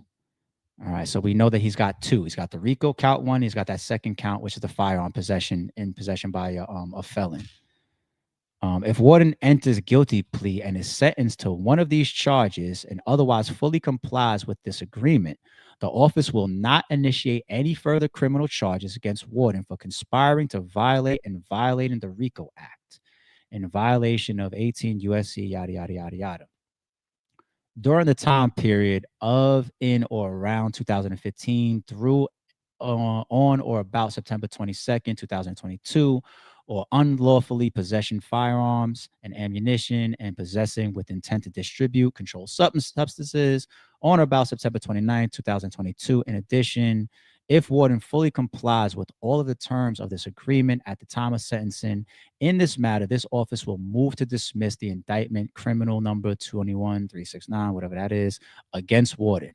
But if guilty, the plea in this matter is not entered for any reasons, or a guilty plea or judgment of conviction entered in accordance with this agreement does not remain in full force and effect, this office may reinstate any dismissed charges and initiate any other charges against Warden, even if the applicable statute of limitations period for those charges expires after Warden signs the agreement and Warden agrees not to assert that any such charges are time barred.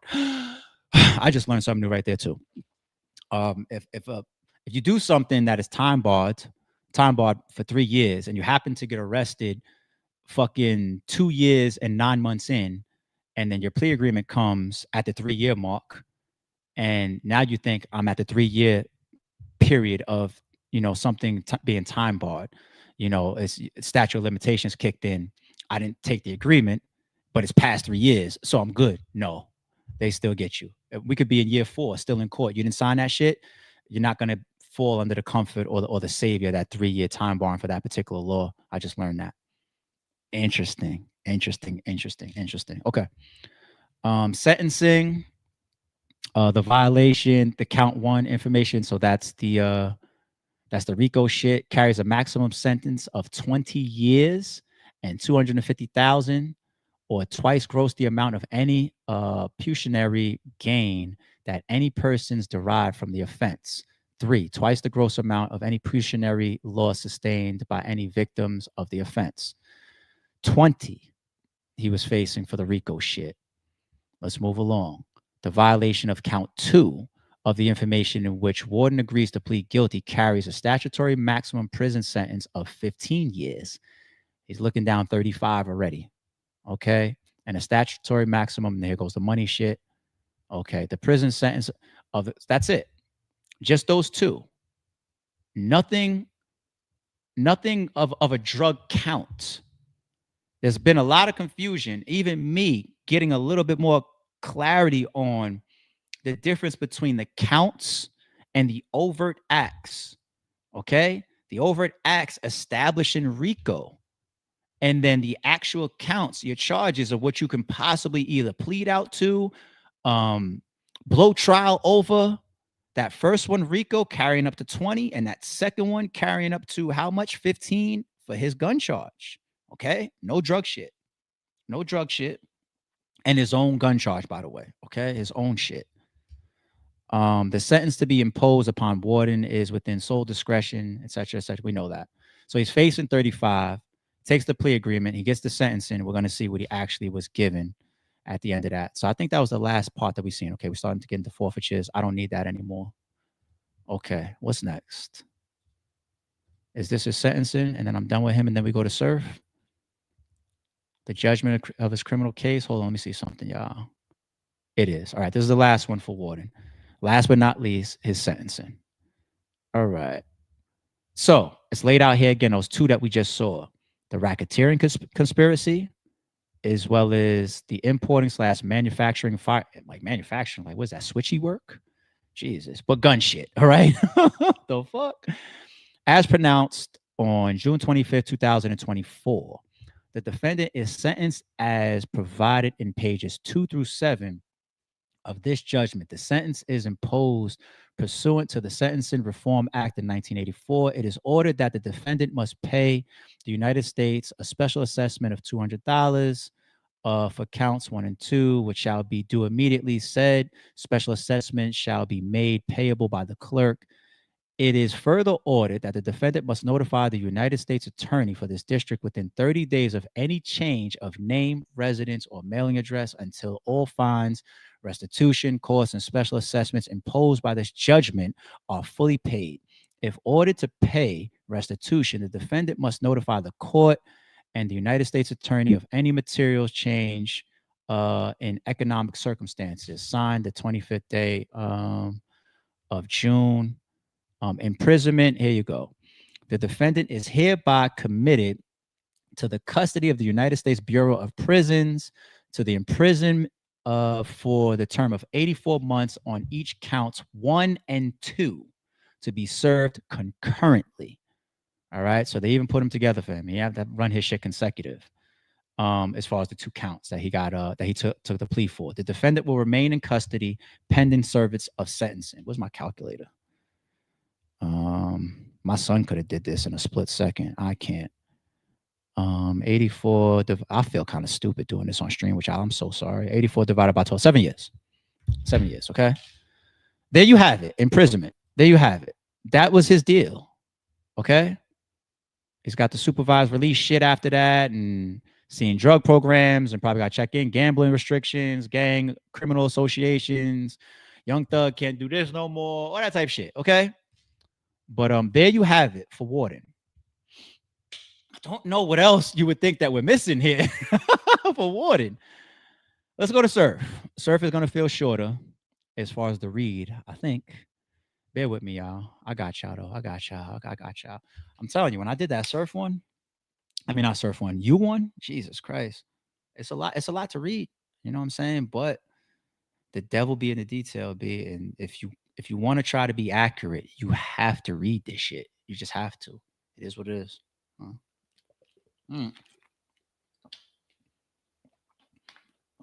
That's all I need. That one sip. That's my rebirth to all this fucking reading. All right. Actually, before I get into this paperwork, there was a couple things on Surf's docket that was sealed that I couldn't read. Nothing scary. It actually told me what type of entry it was, but it's just for whatever reason not available for the public consumption. So I took down 3 key bullet points to things that weren't viewable to the public. On September 23rd, 2022, Surf's arrest warrant was issued. On October 14th, Surf's first court appearance happened. On October 17th, Surf entered his first plea, which was not guilty. Okay. Some of the relevance there, even for his warrant being issued, So they grabbed a couple people. His warrant came out. He was aware of it, and we're going to see some of this even affecting his bail attempt. And that's when he started telling people, like, people, I'm in trouble. And when he told people it might be 30 years, we're even going to see in some of this paperwork, he wasn't making that up. He didn't just pull a number and say 30 is a nice number. He was not making that shit up. So it's a reason why when he found out that niggas was getting grabbed up and that there was an indictment, and then he had a warrant on a RICO indictment as well, and he found out the counts that he was facing, got to that 30 and said, oh shit, he started telling people behind the scenes. All right. So past those three pieces, now let's move forward. What was this one that I have up on the screen? This was Deirdre. Which was this one about? Natural circumstances. Hold on. 11 pages. Hold on. All right. This is a lot of shit that they got them on. They got like screenshots and shit in here, people. All right. Dear Judge, defendant Rajan Cox, aka Tsu Surf, the defendant seeks pretrial release from. This is him. Okay, I think this is his bail denial that I kept referencing before. Spooky. This is why I tell you, motherfuckers, clean up your social medias, people. Stop with the emojis. Stop with the flagging if you can. Stop with anything that's visible. Stop with anything that allows them to say you are going to be in this RICO because you got a blood drip drop in all your tweets. They'll do that. I swear to God. We're seeing it in a lot of these cases. All right, so the background. Cox's appearance at trial and safety of the community. Government joins pretrial services in recommending the court that Cox remain detained. And they're going to start to talk about why they do not want to give him bail. All right, on September 22nd, 2022, federal grand jury sitting in District of New Jersey, superseding indictment, charging defendant, yada, yada, yada, yada, yada, with the RICO, yada, yada, yada, yada. We know that already. Okay, the nature of circumstances of the offenses. Okay. Just right here, I'll take this sentence. Cox is a member of the associate of the Rolling 60s, a violent national street gang with a large presence in the District of New Jersey. I'll just take that from that.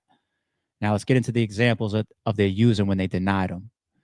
As one example, on about March 18, 2017, Cox, by then a felon and thus prohibited from possessing firearms, together with another member and associate of the enterprise, shot at a member and an associate of a rival gang who shot at them. Cox eventually pleaded guilty to aggravated assault, and on January 29, 2018, was sentenced to 3 years probation. It sounds like that's the one that he talks about himself a lot. Like if you go pull up a space with Surf and Jones arguing, and Jones says something that triggers Surf, and he goes, "You better broad day whop outs it." You know what I'm saying? I'm this blah blah blah. You know, Surf. He starts talking about this type of stuff. I believe that that's the one right here that they're using against him. So that's not about his current charges, right? This was old shit that he already served time for, but they're using it against him, you know, in his bail shit right now, or in this particular moment. On July 24, 2019, Cox, together with another member and associate of the enterprise, was arrested again for the unlawful possession of 2 loaded firearms. This arrest stemmed from the stop of a car driven by Cox's female associate, Individual 1, who had committed multiple traffic infractions. Look at these pieces of shit. The government trying to put a reason why they pulled the car over. They did that same shit to me. Driving infraction, my ass. And that's what we tore up. You said that you stopped me for a driving infraction. This was exactly what my lawyer did. He said, my lawyer talked right to the judge, said, and the fucking arresting officer, detectives and shit, you stopped them, my client, for a driving infraction, right? You say he swerved or he used a blinker when he turned all that shit, right? Yes. Okay, cool. You got to the window and you asked for license, registration, insurance, right? Yes. Okay. Did my client give you license? Yes. Did he give you insurance? Yes. Did he give you registration? Yes. Were they all valid? Yes. Then why'd you pull my client out the car and then proceed to search his car without a warrant? Case dismissed. Real shit. And that triggered me just now reading this fucking line of these dirty motherfuckers who had committed multiple traffic infractions. You fucking liars. I mean, yeah, there are cases where motherfuckers ride dirty and still stupid. You got your headlights off and you got all types of shit in your truck. Yeah, you's a fool. But I just been through it. And I'm just like, you dirty motherfucker. It's like all the motherfuckers that'll put in the police report. I pulled them out the car because I smelled weed. No, you didn't. You fucking lie. I'm not even a weed smoker. But it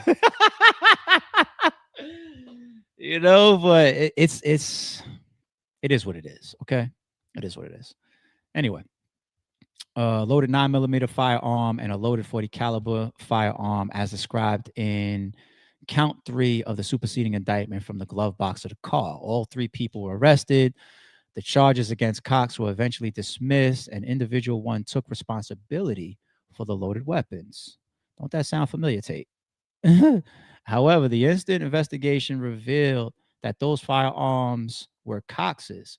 How did somebody, this is about to be crazy. We're about to read. You got 3 people that get arrested for 2 guns in a car. Somebody actually takes possession of them, but then they still end up finding a way to put them on surf. Did anybody know that about this shit? No, y'all probably did not. Damn, it's so bugged out to read.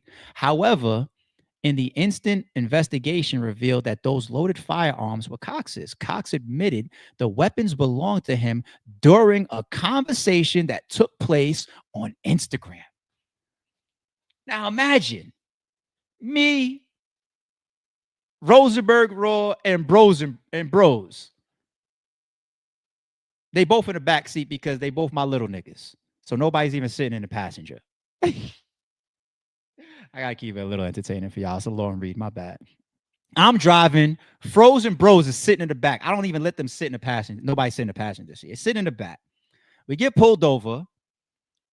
They say I did a driving infraction. They search the fucking car. They find 2 joints in a glove box. They take all 3 of us to the precinct, process us. During the process, because you can be put in the box by the detectives even during processing in the precinct. You don't have to get to prison for none of this shit, right? In the precinct, they put you in the fucking box. They separate y'all, and they got Bros in there because Bros is way more solid than Froze. Trust me. They ask Bros. No matter of fact, they try to trick them. They tell Bros, we know these are your fucking guns. And guess what? ARP and Froze is in the other room telling us that they're your guns. They're lying to him. And Bros says, I don't know what they telling you. They my guns.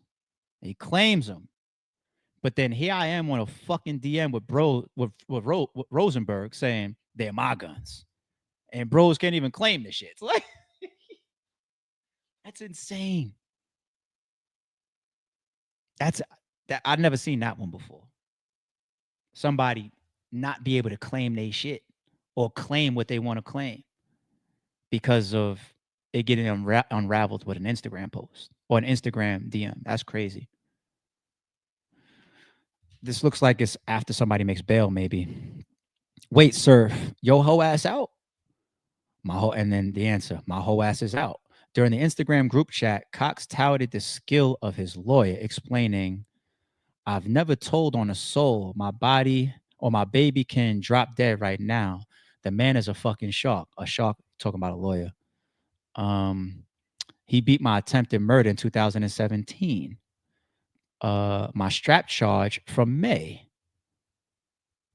Later in the conversation, they got my 40 and my 9 highlighted here. This is all in Surf's paperwork of his bail attempt, people.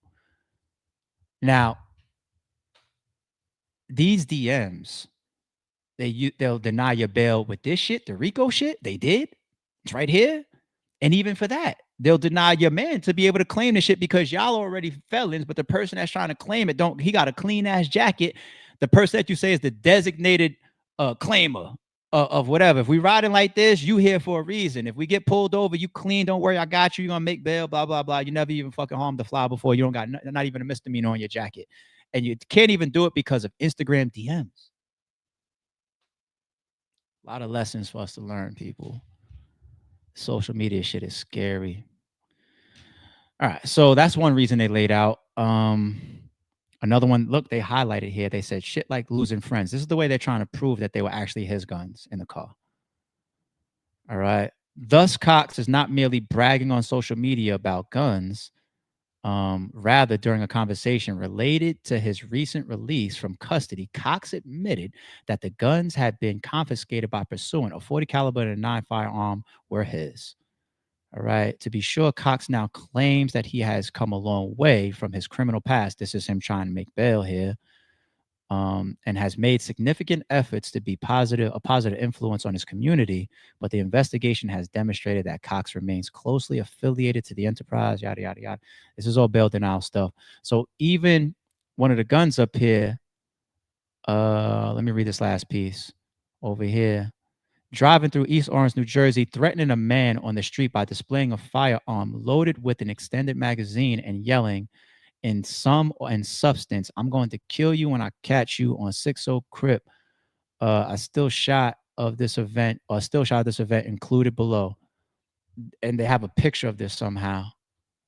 Okay. And for Instagram, I mean, not for Instagram, for YouTube. Let me keep going. Sometimes they don't be liking to see guns and shit. Indeed, Cox's tattoos make clear that Cox is fully dedicated to the enterprise.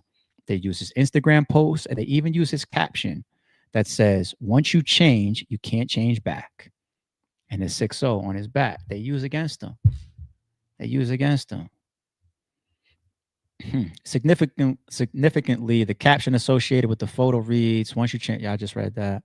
Indeed, an apparent associate responded, till I'm cold, NH. The investigation has revealed, even people replying on your fucking posts is like shit that they'll use. Shit that they're using. As further evidence of Cox's continued involvement in dangerous criminal activity, yada, yada, yada. These are DMs of pictures. This one right here is modified. Even the trigger loop is shaved. Yeah, I'm into all that shit. This is definitely modified. Even the serrations on it, that's definitely modified. I need something with a switch. Body. I think the top one is switch killer. Instagrams and all types of Facebook. Oh my God.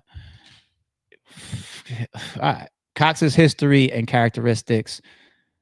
It keeps going. All right. So, this one was one too.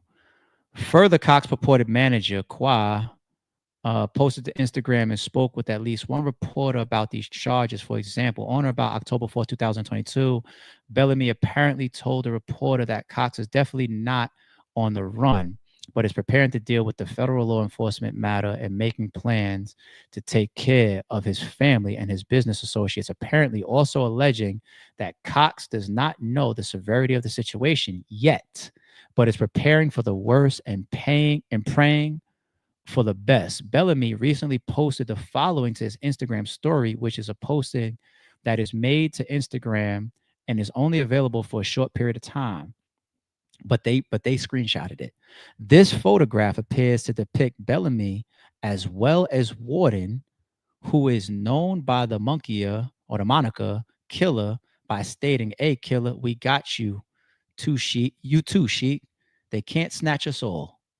Bellamy demonstrated that he, and thus also Cox, was well aware of the superseding indictment and the related warrant for Cox's arrest.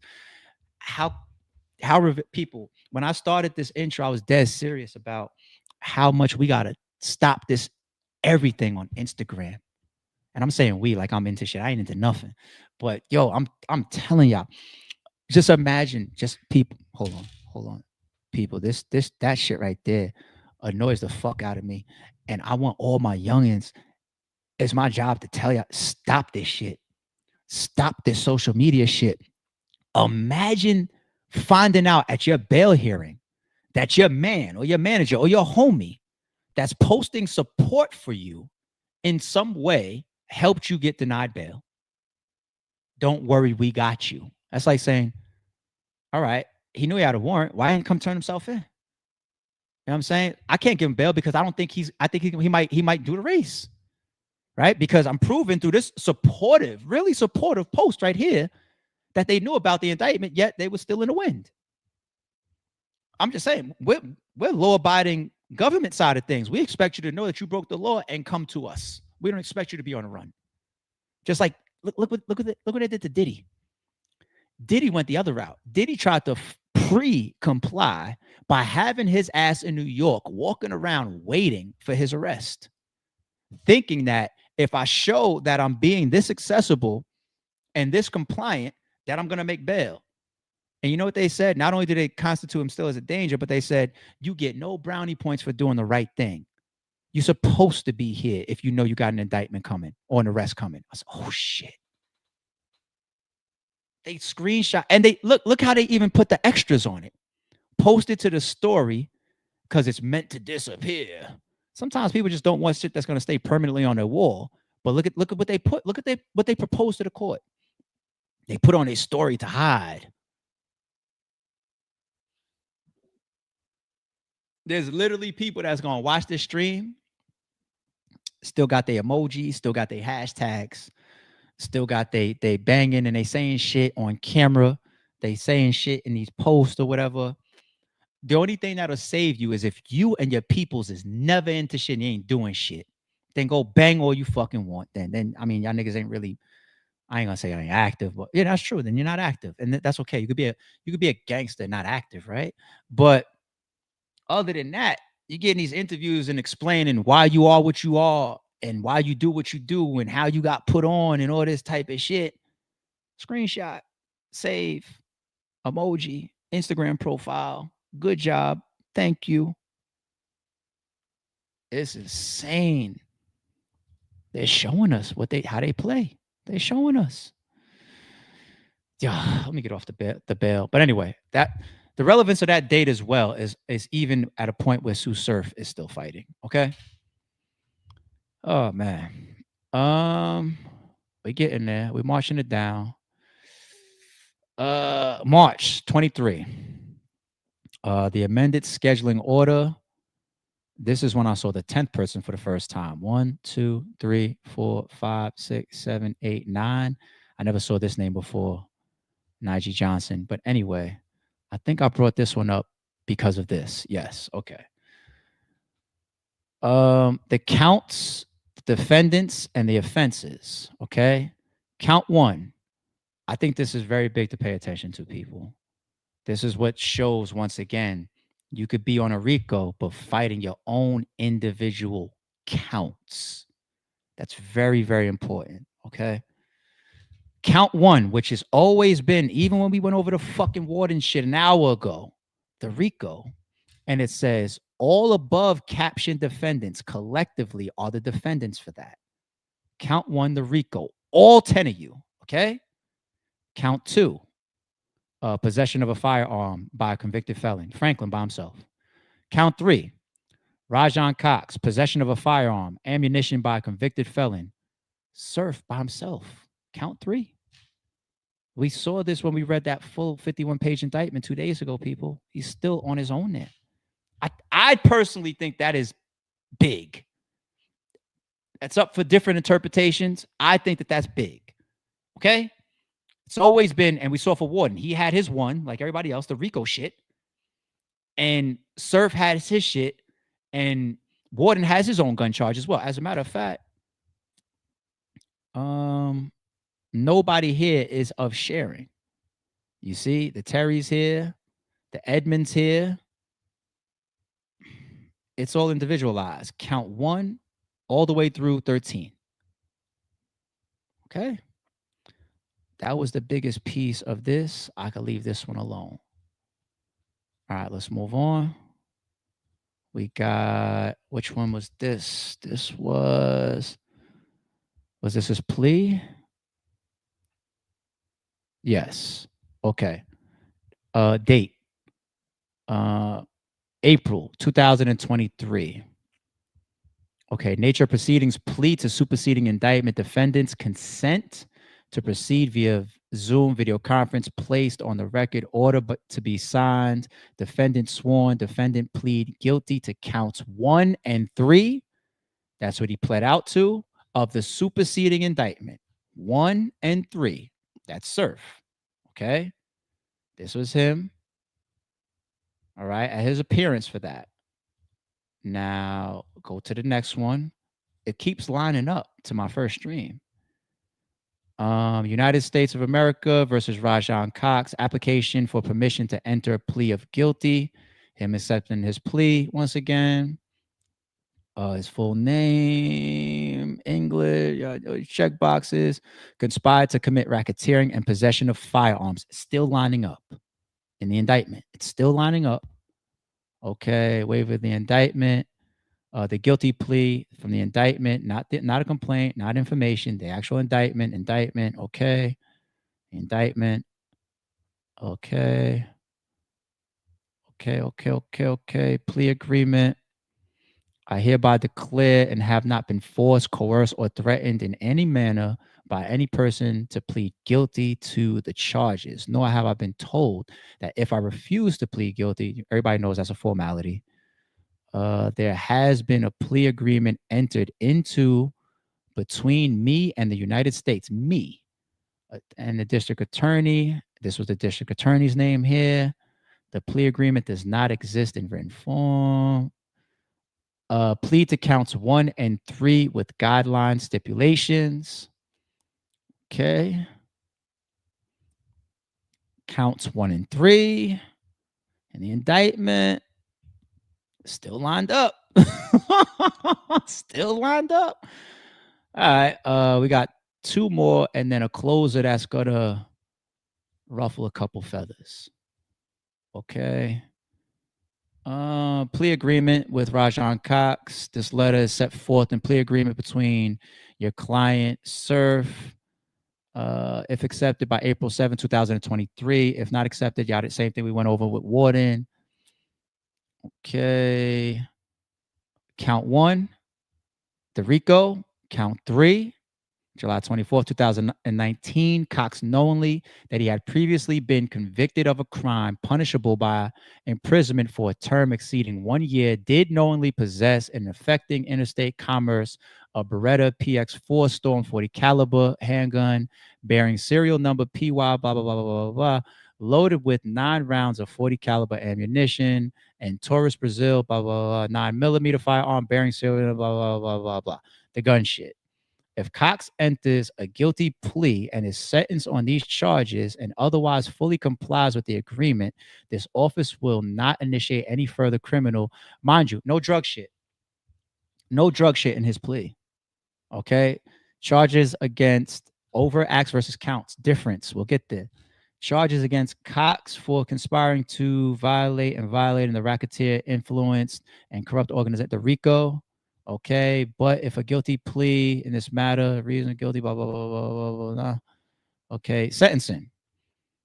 Okay, the RICO carries up to 20 years, 250,000. It was the same for Warden. His gun shit carried up to 10 years. Okay.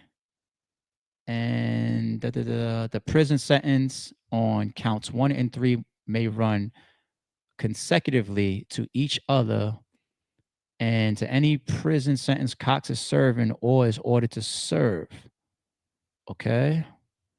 The forfeiture shit. Okay. That's his plea agreement, people. Okay. That's his plea agreement. Plea agreement with Rajon Cox. This is plea agreement, blah, blah, blah, blah. I don't think the actual... This is, of course, not the same as the sentencing. I think the last one and the next one is the sentencing. Okay, that's his plea agreement. Minutes from proceeding, appearance, nature of proceeding, sentencing, hearing. Here you go. Okay. So, defendant present, defendant sentenced to 60 months. I gotta do it again. My bad, y'all. Like I said, my son can do it, but I can't. 60 divided by 12. 5 years, 60 months imprisonment on each count 1 and 3 to be served concurrently. Could have got his plea agreement said it was possible for consecutive. He got in front of the judge for a sentencing and they hit him with concurrency. Lucky him. Okay. 3 years supervised release. This term consists of a term of 3 years on count 1 and 3 to run concurrently. A fine of $15,000 due immediately. Special assessment $200 due immediately. special conditions. Drug testing, consent to be searched, that sucks. Consent to search, that sucks. I hope that doesn't mean like some New York fucking Giuliani law shit. Remember his shit, like a random stop and search? You know, if you may be violating my right, but I hope that he doesn't lose that right, or he just randomly gets searched because of his plea. I mean, but then again, I would accept that too if I'm telling myself, man, I'm flying straight and narrow. Search me whenever you want. I ain't got shit no more. That's it. I'm done. But consent to search. Financial disclosure, new debt restrictions. That sucks. I don't know if that means like I walk into a bank and try to get a loan or some shit. I don't know. Prohibitions on gang and criminal associations, just like Young Thug. Got to be very, very careful. Mental health treatment, motor vehicle compliance, self-employment, business disclosure. They want to know what he's doing, who he's with. He might get people to vouch for him. I've done that before as well. I'm pretty sure like even like a URL will do that for him, right?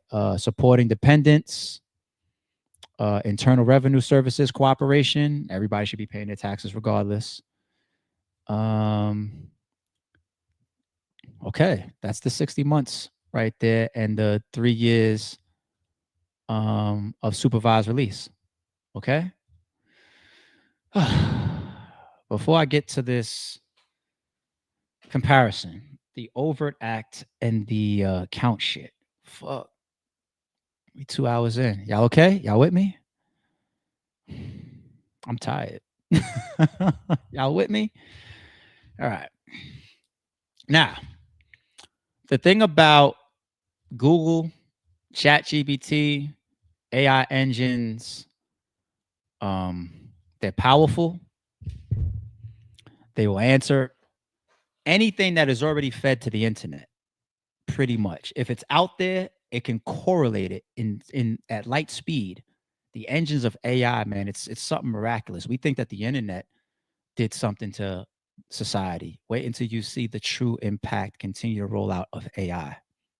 But anyway, different conversation. Yet still, the way that AI works today in like, let's say a chat GPT, sometimes it is suspect to how smart the person is, or at least the way you formulate the question. Okay, I've asked chat GPT or Google things, and then I had to reiterate, and it's like, oh, okay, I got you. You see what I'm saying? At the end of the day, it's not a human necessarily. All right. It's smart. It knows a lot. I tell ChatGPT, thank you, just in case that nigga get pissed off at me. Like, here's the question that I asked. What is the difference between a criminal charge, for example, RICO or possession of firearms, versus an overt act in a RICO, such as texting about drug sales? I'm gonna read it one more again, and I'm gonna tell you why I asked the question. What is the difference between a criminal charge, for example, like a count, that firearm in possession by a felon, or RICO? Example, RICO or possession of firearms versus an overt act in a RICO, such as texting about drug sales. Because I don't have to have a account about me texting about these drugs and this weed and blah, blah. Yo, I got this. Don't worry about it. I just need niggas, the shit that they got them on these DMs and whatnot. What's the difference? Let's all be humble. Too many people acting like they know everything for sure. I've seen things that I disagree with 1090 Jake. I've seen Whack 100 flat out be wrong multiple times. I see people that be having too much ego to revert back and say, oh shit, I misread that or I misunderstood that. It's across the board. And I'm not subject to being perfect neither. But I think that's a very valid question in the midst of all the narratives. So I asked it. The answer now. Great. Thank you, ChatGPT. Great question. It gets to the heart of how federal conspiracy laws, especially under RICO, work. Anybody could have done this, but some of you are watching right fucking now like, okay, let me see. But everybody has an opinion already, but nobody actually goes and does their own due diligence. You just wait for a podcaster to speak on it, but then you're going to get mad and say, you're not even a gangster. Why are you speaking on it? Why are you not fucking researching it? Why do you need me to research it for you, motherfucker? Anyway. The key difference Criminal charges like RICO or firearm possession, these are formal accusations that someone has violated a specific federal law. If you're charged, you're facing potential conviction and sentencing for that crime. Sentencing as well for that, if that's what we're talking about, criminal charges. Overt acts in a RICO case, like texting about drug sales. These are actions taken in furtherance of the conspiracy, used to prove that the conspiracy was real and that the people were actively working towards its goals. They are not charges by themselves, but they support the main RICO charge. Okay? Don't worry, this is going to take a little small spin for some of y'all. Brace yourself. Let's break it down, ChatGPT says. What it is, criminal charge, a specific crime the person is being prosecuted for, versus overt act, a supporting action that shows the conspiracy was active. Okay? That's why I said before, man, when they created that RICO shit, it was definitely going to crumble the mafia. It's how do you get around it? This is why everybody cops out to the fucking RICO. And so few people beat it. This motherfucker is designed to, you talk about play fair. No, life ain't fair when they created the RICO. I'm telling you, boy. Example, possession of a firearm by a felon or RICO conspiracy, that's under the criminal charge. Overt act, texted a co-conspirator about a drug drop on 3/14. Okay. Can you go to prison for it as far as the count or the criminal charge? Yes, if convicted. As far as the overt act, not by itself, only if tied to a larger conspiracy or charged crime. I admit, people, I ain't perfect. That's great to me.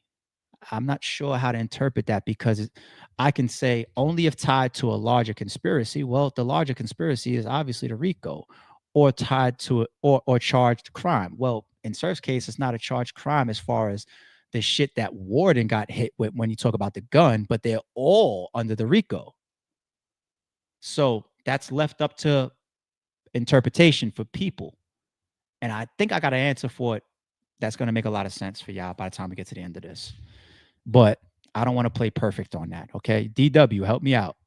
DM me, G. As far as appears as a count in the indictment, yes. Count as felon in possession of firearm, but when it comes to an overt act, no. Appears as a part of the narrative under the RICO or conspiracy. That should be very clear for y'all. Okay? Very, very clear for y'all. We're just learning the difference between a count and an overt act. Okay? Used to prove that the defendant committed a standalone crime. Yep. The other one, the overt act, used to prove that the RICO conspiracy existed and was being carried out. And we saw that table when we got to count one, the RICO, it was for everybody, all 10 of the motherfuckers. That's why I brought that particular one up. Okay. Now, ChatGPT is going in on this one. Real example simplified. Let's say a RICO indictment involves a gang leading drugs and committing violence. Count one, RICO conspiracy. All defendants are charged. Wow, damn, didn't we see that in the paperwork that we brought up? Count two, possession of a firearm in furtherance of a drug crime. Only some are charged. In Surf's case and in Warden's case, only some actually are them as individuals. Okay? Then under count one, RICO, you'll see a section like overt act 12. It's true. ChatGPT, you guys, you know your shit. We only saw the overt acts under the RICO, the count one shit. Overt Act 12, for example, on or about May 2nd, 2021, defendant A text defendant B, bring the works to 155th. Or, hey, yo, give me the cause. We about to spin for homie that got a situation. Real life in the indictment. They're using those overt acts to create the narrative of why they grabbed them all together in the RICO. All right. That text is not charged on its own, but it's used as evidence that the gang was actively working together. Defendant A was knowingly participating. The conspiracy involved real world activity. All RICO shit, all the same act that they all are under, all 10 of them. Okay, summary. Criminal charge, a crime you're being directly accused of. Overt act equals a supporting action that helps prove the crime, especially in a conspiracy or RICO context. Think of charges as the fire and the overt act as the smoke, not the crime itself, but proof that the crime is happening. Okay. Let me know if you want me to break down it. Thank you, ChatGPT. It offers me more. Now, you know what question I had next. If you're really doing as much due diligence as possible, you know what question I asked next, right? Because I know that there's people that's out there that's going to say, ARP, you're right because of this, or ARP, you're wrong because of this, or why didn't you ask this, or you skipped this, or you didn't do that. Due diligence, I'm doing my best. Doing my best. So what was my follow-up question to the almighty iRobot? I asked, if I plead out to my count 1 of RICO and count 2 of illegal firearm possession, real world example, right? Can the overt acts that I am accused of harm a co-defendant's defense in their RICO charge or independent count of a different crime, such as assault? That is a perfect question, ARP. Like I said, AI is only as smart as the person that's using it. And I ain't trying to be full of myself. I'm just saying, we got to cover that base. You have to. ChatGPT comes back and says, yes. If you plead guilty to count 1 RICO and count 2 firearm possession, the overt acts you're admitting to, even implicitly, can be used against your co-defendants, particularly in a RICO case or any conspiracy-related prosecution. Duh. As they damn near putting it out, right? Count 2 firearm possession. Now, hopefully nobody else is on that or sharing in it, right? But now it goes further. Let's break it down clearer or clearly. Pleading guilty equals admitting facts. When you plead out, you usually sign a plea agreement and or give factual basis in court, often in writing or in verbal, was that soliloquy, that word? With the judge, where you admit to certain actions.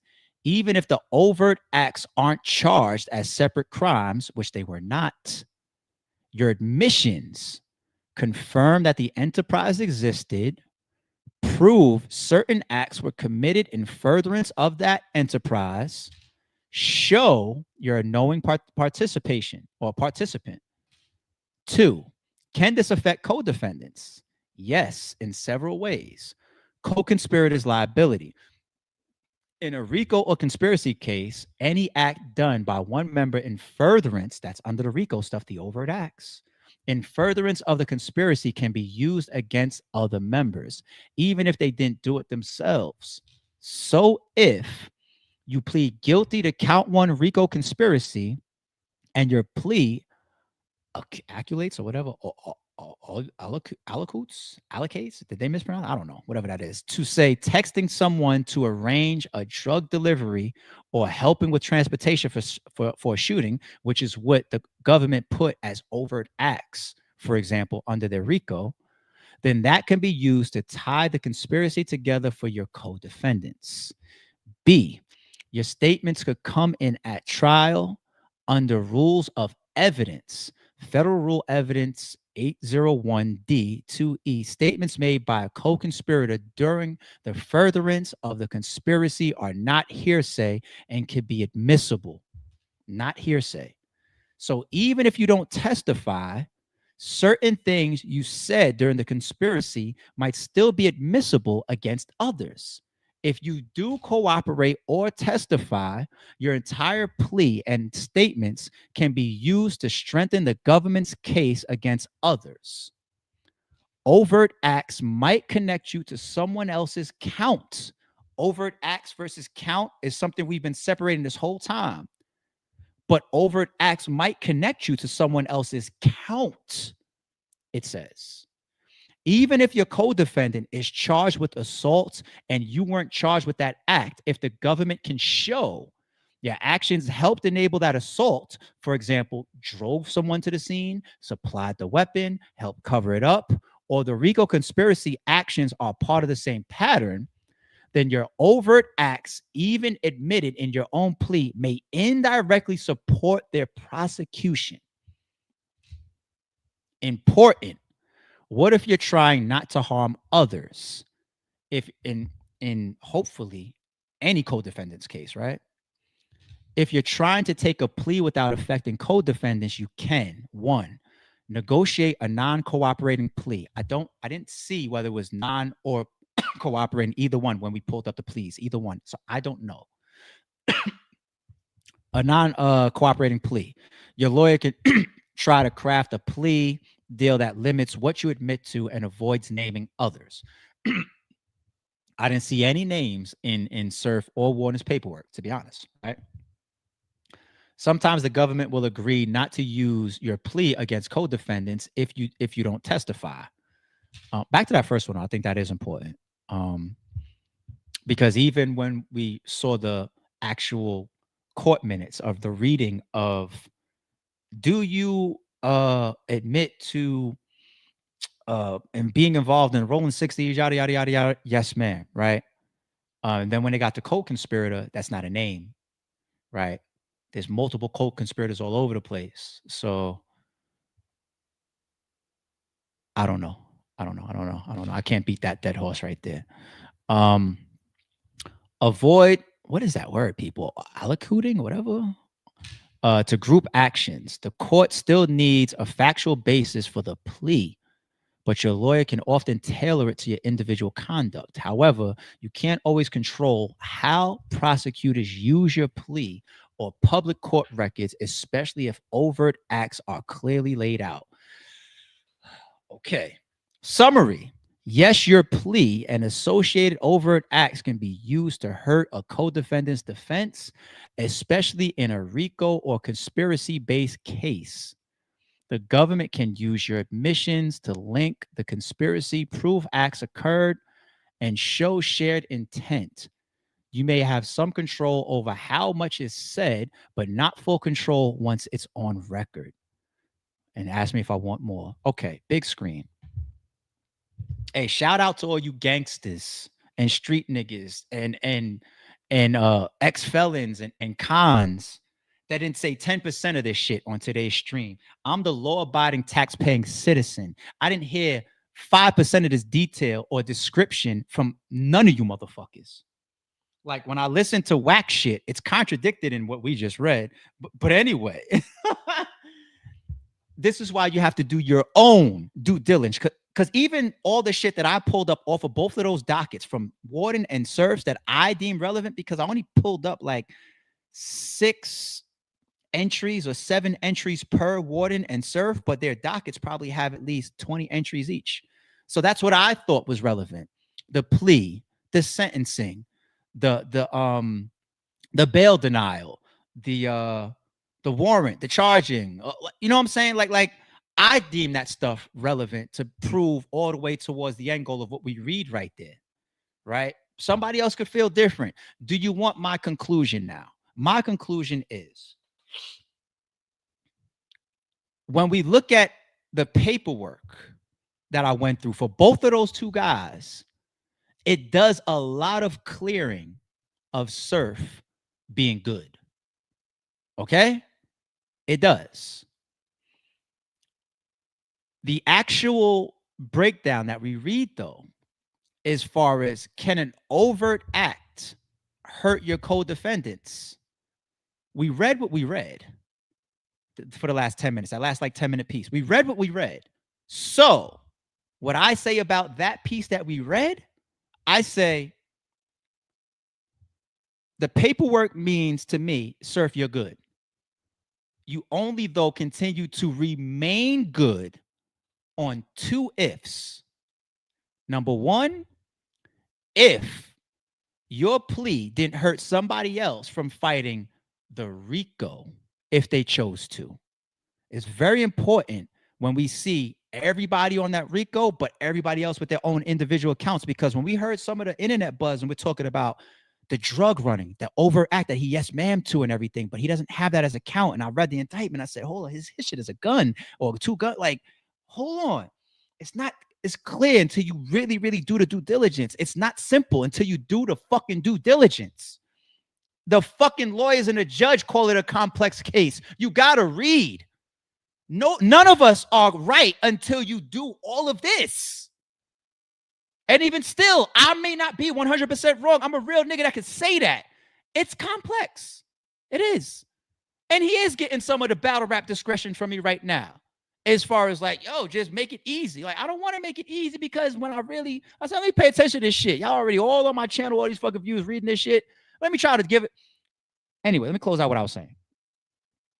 That if any of those 9 co-defendants said, I'm trying to fight the RICO count that what we're hearing, they all wanted to cop out to collectively, then yeah, you saying the RICO this and the rolling 60 that, well, yeah, that hurts me. Yeah, I gotta stand on that. I gotta stand on that. We all do.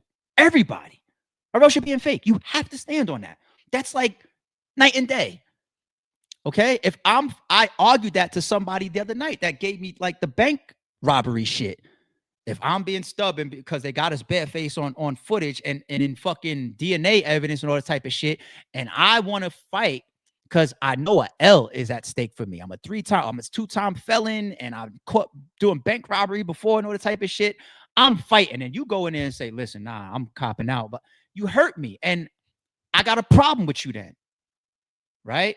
So you gotta, when we go through the paperwork, this is why my first stream was the way it was when I said Tsu Surf is not a snitch, because when you target the individualized counts, they all got their own shit. Nobody's involved in Surf strap shit. That's his actual count. Okay. The first one of RICO, all of them are together. If they all wanted to cop out to RICO, then Surf's plea does not hurt them. I don't know that if.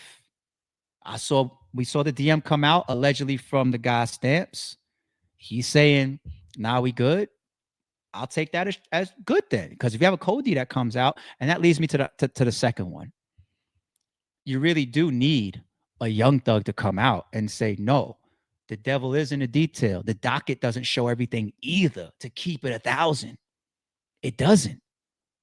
Because the docket is the formality of the legal process of had a court session, went, deemed myself guilty, not guilty, made my plea, a motion to sever from the rest of the co-defendants, that's all the legal formalities on the docket. You want to know what I mean by devil in the detail? The devil in the detail is Brian Steele coming back to my holding cell and talking to me and saying, yo, man, I just got word that Gunner's about to plea. And I'm telling you now, if he's going to say that YSL is a gang, the way that I was going to fight this shit for you was saying that YSL is only a record label. So we're going to have to go around that. And Thug goes, word? All right, man, I trust you. Let's do it. And then he comes home and he has the backing to actually have a problem with Gunner. He does. So it's 2 factors for me, people. One, if anybody wants to fight the RICO and Surf is pleading out to it, we just read it. Fuck my opinion. They can be hurt. Even if Surf's not trying to, even if the lawyers concocted a certain way, it even said the prosecution can still use it a certain way. You could even get the non whatever type of plea where you don't name other people and all that type of shit. And it said the prosecution still could take that, bring that into court and say, okay, now for you, I'm saying this over here that happened over there and was copped out to. That's the black and white that we read. So if you are of the understanding that everybody wanted to take the RICO charge and cop out to it, Surf is good. The other one is somebody got to come out on some devil in the detail shit. That's not a part of the docket that we walk through and say, no. That affected me. If that don't happen for those 2 things, then you have 3 reasons why Surf is good. And really it is that lined up on accident. It really is 3 strikes on that one. The paperwork, you're good on that I read. The RICO, if everybody charged wants that to accept the RICO because it's such a high conviction rate, you're good on that. No co-defendants say devil in the detail. You came out, and when you did that, I had to then dance around it. Nobody says that. No co-defendants take that stance. You're good on that too. It's not 3 strikes. It's 3 home runs. And then you got to leave it alone. Tell me about you need a fucking person on a RICO shit because nobody broke it down better than me. Fuck you. All right.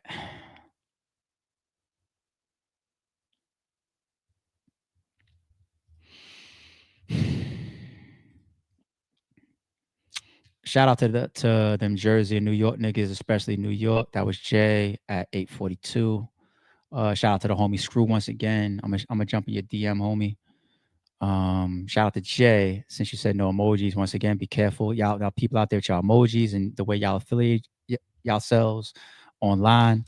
We went through that talk. It's damaging. You get your bail denied, all types of shit. It's damaging. It's scary. It's spooky. We seeing it in the Dirk shit. The type of shit that they use. Saw it in the queso shit. We saw it in Diddy. It's crazy. They ain't gonna listen though. Everybody gonna keep doing that shit.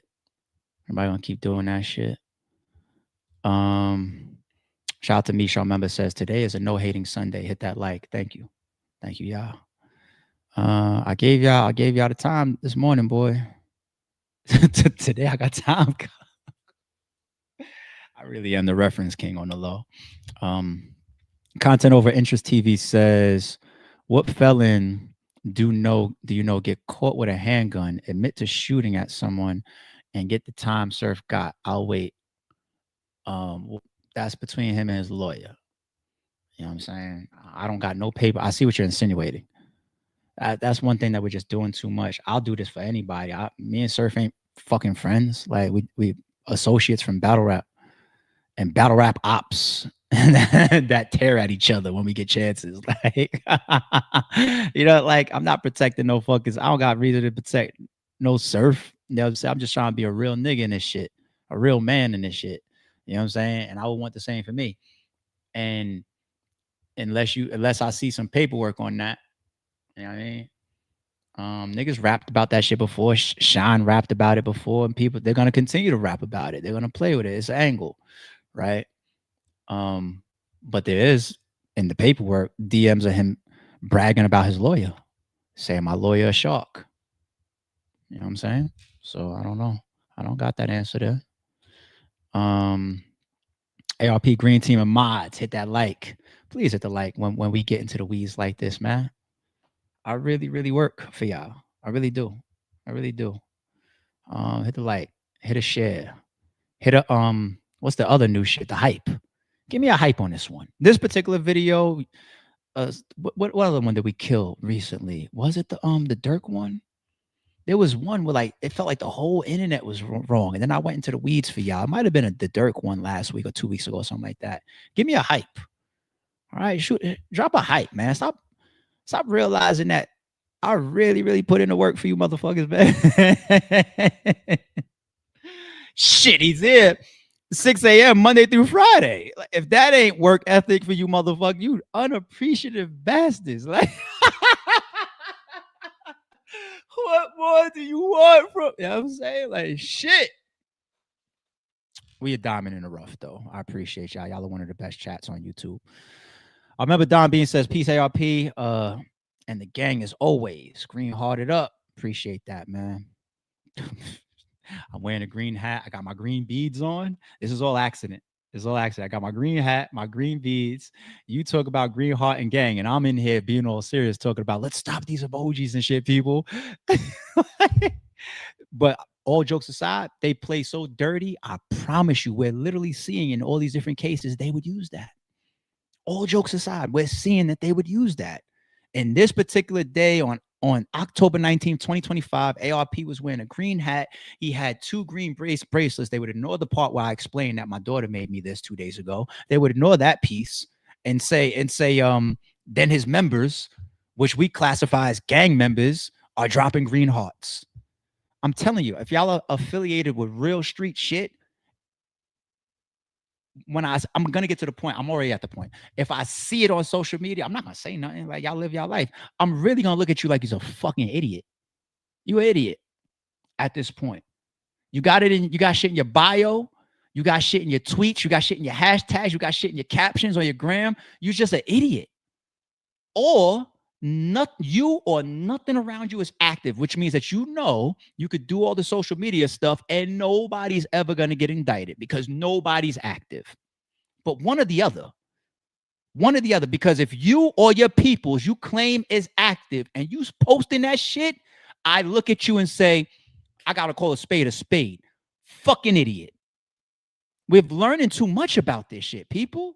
Wait until the Dirk trials start and we see the details that they bring for him. Like, yo, really? When he wore that pair of jeans, they got that in the trial? We don't believe that, but the government used it to reach. Fuck it. Does the jury believe it or not? Insane. Scares me. And I'm not into shit, but scares me. Scares me still. Cal, what's up, G? Says, all right, here we go. In a RICO, they take your individual charges and try to turn them into an enterprise. Well, actually, it's the overt acts is what they use to classify the enterprise. Surf admitted to his crimes with no names. Yeah. I mean, we ran over the paperwork again. We went over the breakdown of overt versus counts and all this type of shit. A lot of people online just talking, and some people have some great opinions that I heard online. They really do. And I still will stand by saying, regardless of how you feel, I've seen a lot of people based in logic. You know, I have.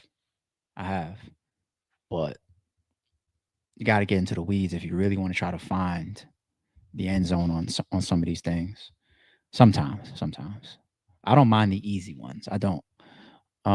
Cal says, man, ARP, bring me up for a few. Shoot me the link. That was at 10:45. You still here? Cal? All right, I'll bring you up. I don't care. I'm open to members coming up. Hold on. Cal, here you go. Just like that live. It's in the chat. Chat, don't be lame. Not everybody start clicking that fucking link. If I see a million things popping up in the lobby, I'm just gonna cut the whole shit. Shout out to my Dolphins fan here. Says, ARP, I can tell that you are a great father. Make me cry on this bitch, B. Don't make me tear the fuck up on this bitch, B. To never meet me and to hear something like, you can't get a better.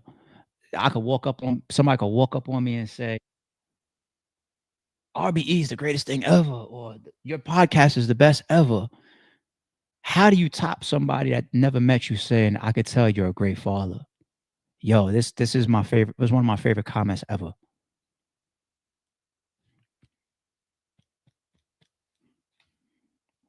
Hold on, Cal, I got you. This young man almost fucked me up.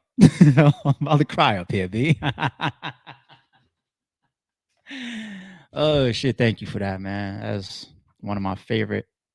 Might be my favorite comment in every live I've ever done. That might be my favorite shit. I'm stuck there. Thank you,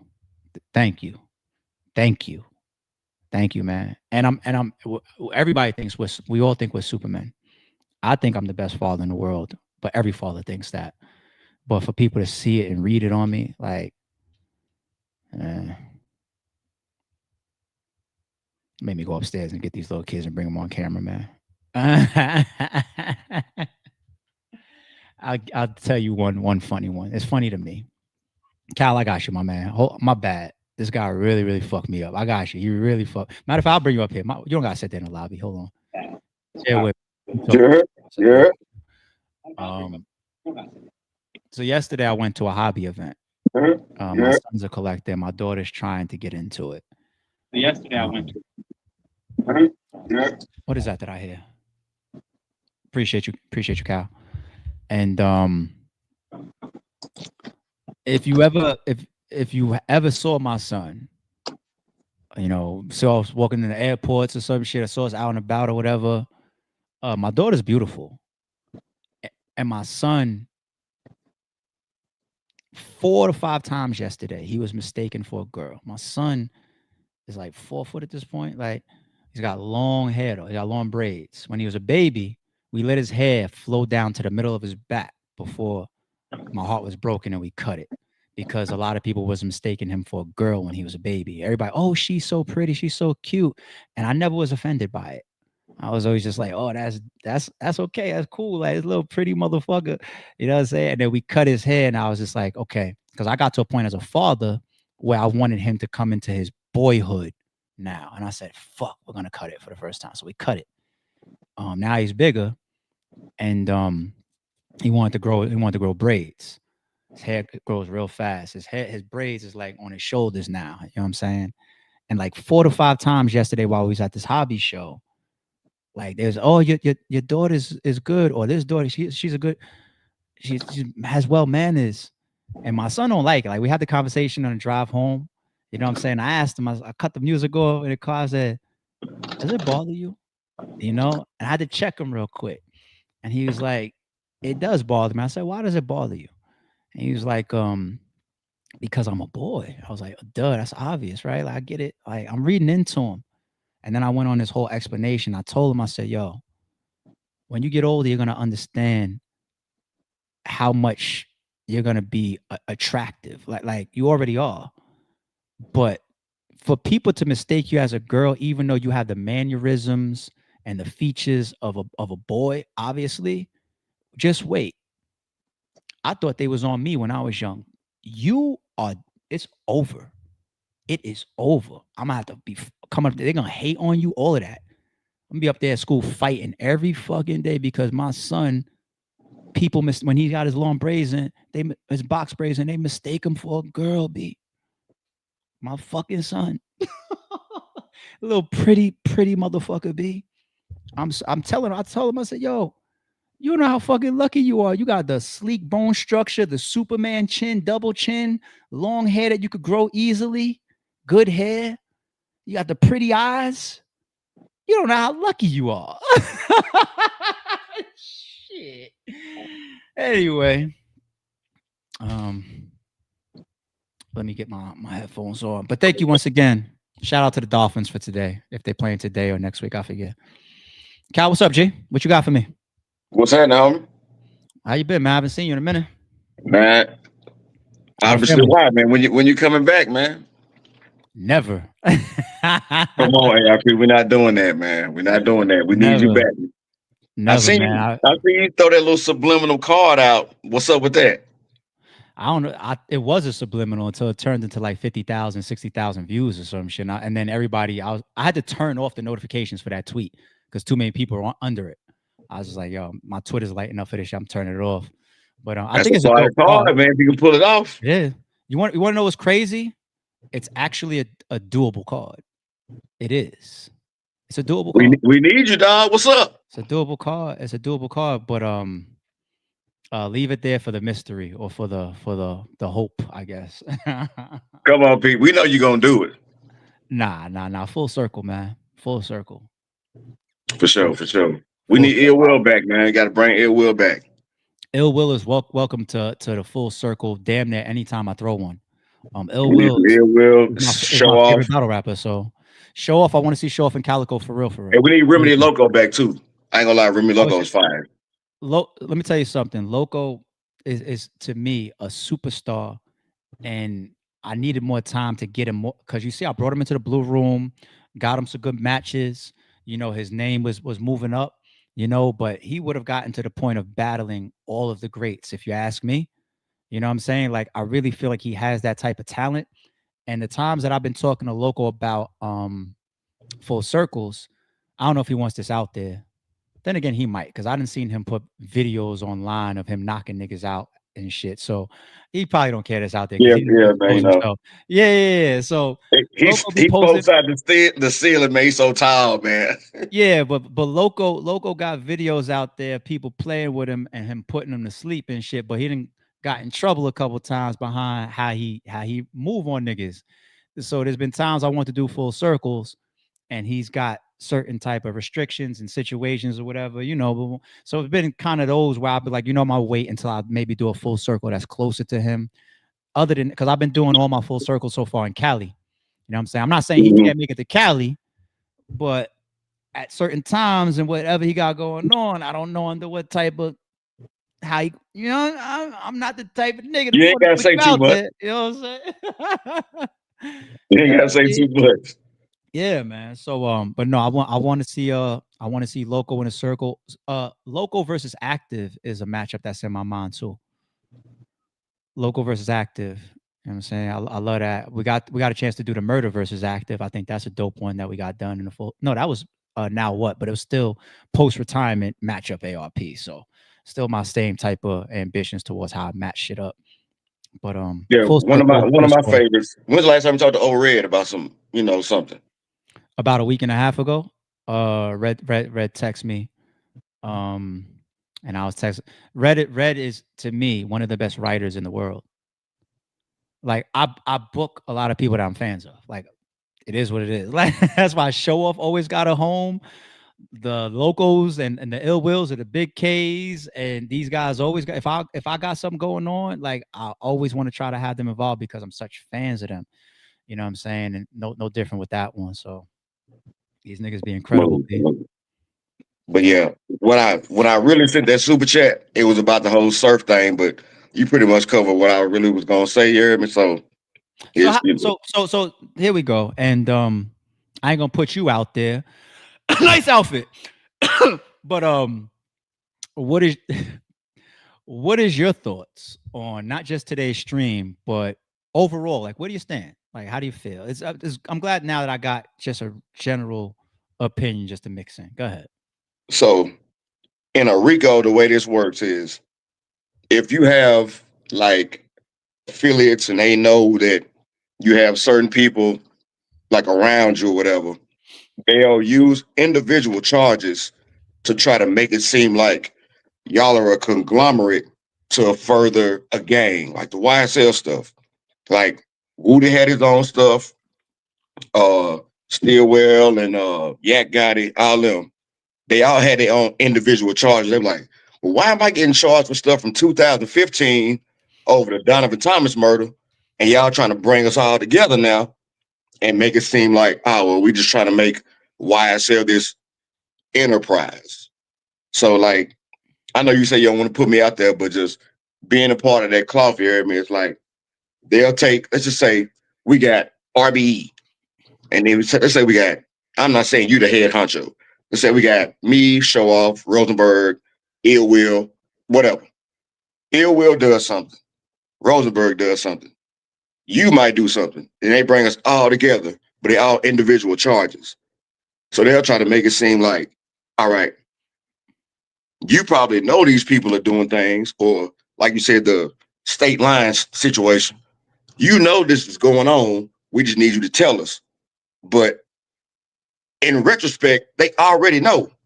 Like getting arrested and getting indicted is two different things. Like when they come with an indictment, they already know. They just need you to confirm it and all your people. So they'll try to use that tactic like, well, Ill Will already told us what happened. ARP already told us what happened. So what do you know? That's when it's a tactic. So Surf only admitted what he did. He didn't tell on nobody else. He didn't confirm anybody else's involvement. He just told them what he did. They just said other members. So like when you say other members, that could be anybody. That could have been Ill Will, could have been Rosenberg, could have been Show Off. So he's not implicating nobody in his case. They just need confirmation. And that's how it works. So he just admitted to his individual charges. But they try to compile it like it's an enterprise, like, oh, RBE is a gang.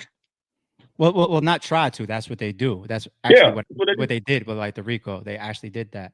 You know what I'm saying? So, and that's one of the reasons why the RICO was created, as we see. And we even get that from like the Michael Franzese's and the Giuliani's, like the even the mafia. The government same side, thing. the mafia side, we get the actual breakdowns of why this was created and how they use it, and even some of the dirty sides of it. But let me just ask you two clear-cut questions. Yeah. So, yes or no? In the scenario of Tsu Surf, is he, in your opinion, good or bad? He's good. Okay, cool. I done talked to the homies. He good. Okay, cool. Now in the second one, I'm going to ask you, feel free to add context if you want. When in the case of Gunna, is he good or is he bad? You know you was going to come up here and get hit with that one, did you, nigga? Okay, Gunner's in the middle. Gunner's in the middle, man. No, sir. You just said you come from a certain cloth. There's no middle in a certain cloth. Leave that shit for the me's of the world. Ain't no middle. Gunner. This is why I said for this one, I'm gonna allow you context because I knew you would be able to go surf yes or no, but I'm giving you grace by saying yes or no, and then give context as to what your beliefs are for Gunner. And if you need a second, go ahead. But I'm gonna say this here. I'm gonna keep it all the way tall here. Gunner is bad, but he had good intentions for himself. Well, hold on. That's a curve because when you said had good intentions, if you would have stopped there, I would have been like, okay, because that's what 21 Savage said to Thug. Like, I didn't think Shorty was really trying to hurt you. I don't get that from energy. But the moment you said for himself, that's what all rats do for myself. Yeah, I mean, it's like, man, I ain't. Come on, man, clean that up, Cal. Clean that up, Cal. Look, man. It was one of them like Gunner really wasn't in the action though. You heard me? So it's like. So he got picked up and they still used him as if he was in action, right? They don't care whether he's in there or not. I mean, but you got to understand, like they were trying to paint him like he was number 2. Like, let's say I'm Lawrence, you ARP. They were trying to make him like, you know what I'm saying? That. And he really wasn't that, you know what I'm saying? But that's what they do. That's the tactic. Okay, so in the midst of the dirty games, when he went the route that he went, good or bad? He's bad. He's bad. Okay. But I wouldn't condemn him for what he did. He's bad though. He's bad. Okay. In the situation, yeah, he's bad. But I know he was probably blindsided. Like, hey, I'm riding with so and so. They got a hammer in the car. They got some weed in the car. What am I supposed to do? This ain't me. I just want to make music. I'm gonna keep consistency to the way that we've even rounded out the end of the surf stream just now, and I'm gonna say this. I always felt that Gunna was bad. Okay, now if you ask me to go ahead revisit, because as a man of the belief we never stop learning, you take learning to the grave. If you ask me today, do you have any different feeling towards Gunna? I still say he's bad, but I have a little bit of a different reason why. Because not all cases are created equal. And the same way I closed out that surf shit, it applies in the YSL situation. You have a co-defendant saying me and my lawyer were affected by you saying YSL is a gang, and I'm trying to say it's just a record label. Yeah, Brian Steele was like, that's what he said. He was like, that's what's really gonna jam you up. We gotta find some kind of, alternate route to make this not look like y'all are in the furtherance of a gang. So now that he said that, yeah. If the video never came out, would you feel the same? As long as I found out the details, yes. I wouldn't have to. I don't have to be visual. I could read it. You know what I'm saying? Now, because we're such visual creatures, if we hear that Diddy beat the shit out of Cassie, some people are gonna be like, damn, what did she do? You see the video, it makes it 10 times worse. So because we're visual creatures, it made it bad. It made it worse for Gunna. Everybody knows that. But it also reveals how many people are in that situation, and we just never see that video get out, or we never see that, and never has that type of impact. But in Gunna's case, it happened. The video did come out. It just is what it is. But like in certain situations, like if they was to ask him, oh, well, is a Rolling Sixties a gang? He can't say no. So, like, of course, when I'll challenge that. No, he can. So, all right. Depending on who you speak to, some people will say you're always going to have the option to not say shit. Okay? True. Then, depending on who you speak to, some people's going to say you have the option to lie. We lie to the authorities, and you can say no. Then you speak to a third person, and that person's going to say, like what King Yeller did, like, I'm telling them shit that they already know. So different perspectives, and the details on that I will hear out, and some I'm going to attack, and some I'm going to say you're right, and some I'm going to say you're wrong, because it's not going to be clear cut. but you can't say that across the board. If I tell you something you already know, it's okay. That's not okay. Yeah, That's they just not need okay. affirmation. That's what they ask. They Yeah, already know. that's not okay. Yeah, that's not okay. You know what I'm saying? In Right. Surf's case, but that's one of the reasons why I did in my the long stream, the first one, when I went through all the mafia Yeah, I history, saw it. and I said, me personally, I'm now at a point where I am done equating any of these street gangs to Omerta and to the mafia, because none of them move as such. None of them. None of them. The mafia's rules was we don't even exist. Street gangs is here's my hat, here's my chain, here's my shirt, here's my flag, here's my beads, here's my hand sign, here's my call outs, here's my podcast, here's my song, here's my video, here's my handshake, here's everything to tell you what I am. Here's my post, here's my hashtag, here's everything, here's my tattoo. The mafia didn't go for none of that. And that's So it's one not thing. I don't mean to cut you off. The mafia never anyway. had tattoos. I'm telling you, I learned that even certain musicians still believe in. Jay-Z was one of those guys. He said that in the Streets is Watching movie. Like, he was just still acting like I'm not supposed to be something that you could identify. You know what I mean? Like, everybody knows if you get grabbed when you are in that holding cell, they will come with that clipboard and that pen and that paper. And hey, so what's your name? What do you do for a living? You got any tattoos? Or they want to write it down, because that could identify you later on. Some lady out the window says, I seen somebody with a tattoo on the back of his head. Scorpion tattoo on his hand. That could be ARP. You know what I'm saying? Like, it is what it is. And that's why I am done trying to say street gangs need to abide by the same rules as the mafia, but they don't want their rules to be the same as the mafia. They show us that for ages. So a lot of people are infatuated with the mafia. A lot of people think they're following mafia type of principles, whether it be, or not even principles, but even ways like, fuck it, we into extortion, or we into crime or organized crime. We get together and we do things in furtherance of each other to get to this bag or whatever. But you're not the mafia. First of all, the mafia didn't even really fuck with black people. They say damn near Frank Lucas was the only person, the first person to even get close to them and to work that they respected. You know what I'm saying? Like, they didn't even like black people. I'm not gonna say that they was racist, but they kind of black moved people almost too like, messy. yeah, but I'm not even gonna say that it was a racist vibe, but it was almost like how it is like in certain Jewish communities. Like, we're not racist, we're just of our own thing. We got our own community here. You know what I'm saying? And the Italians, they they call us Mulians and whatnot and all that shit. You know what I'm saying? Like, Yeah. but then here we are, fast forward, mafia this, mafia that. We don't, and niggas didn't inherit none of them fucking ways. None of them. Nope. None of them. They had codes. Like, no kids, no elderly people, no women. Like, if you got pinched, civilians, you no got to tell civilians. the OG, I got pinched. Well, what did you say? Well, I mean, the Goodfellas is a good example. I know you've seen it probably a million times.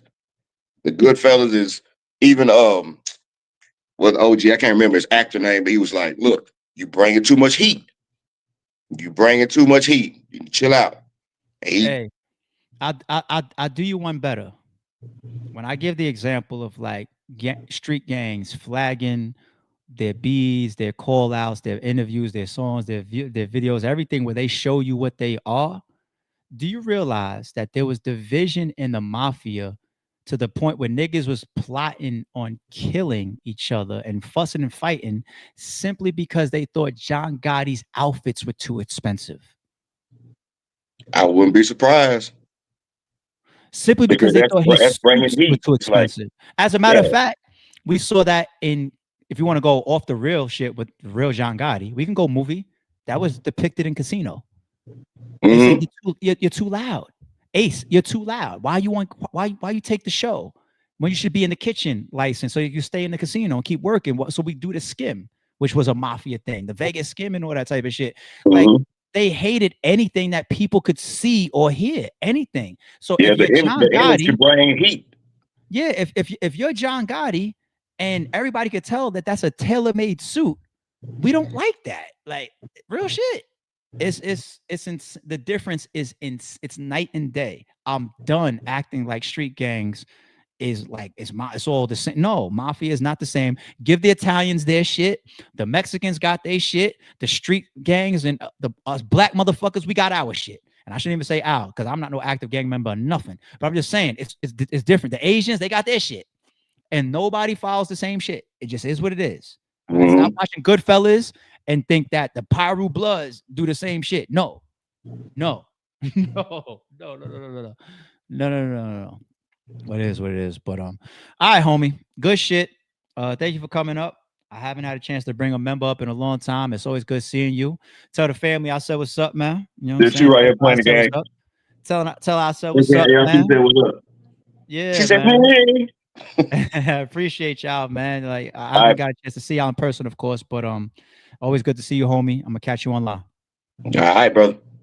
All right, G.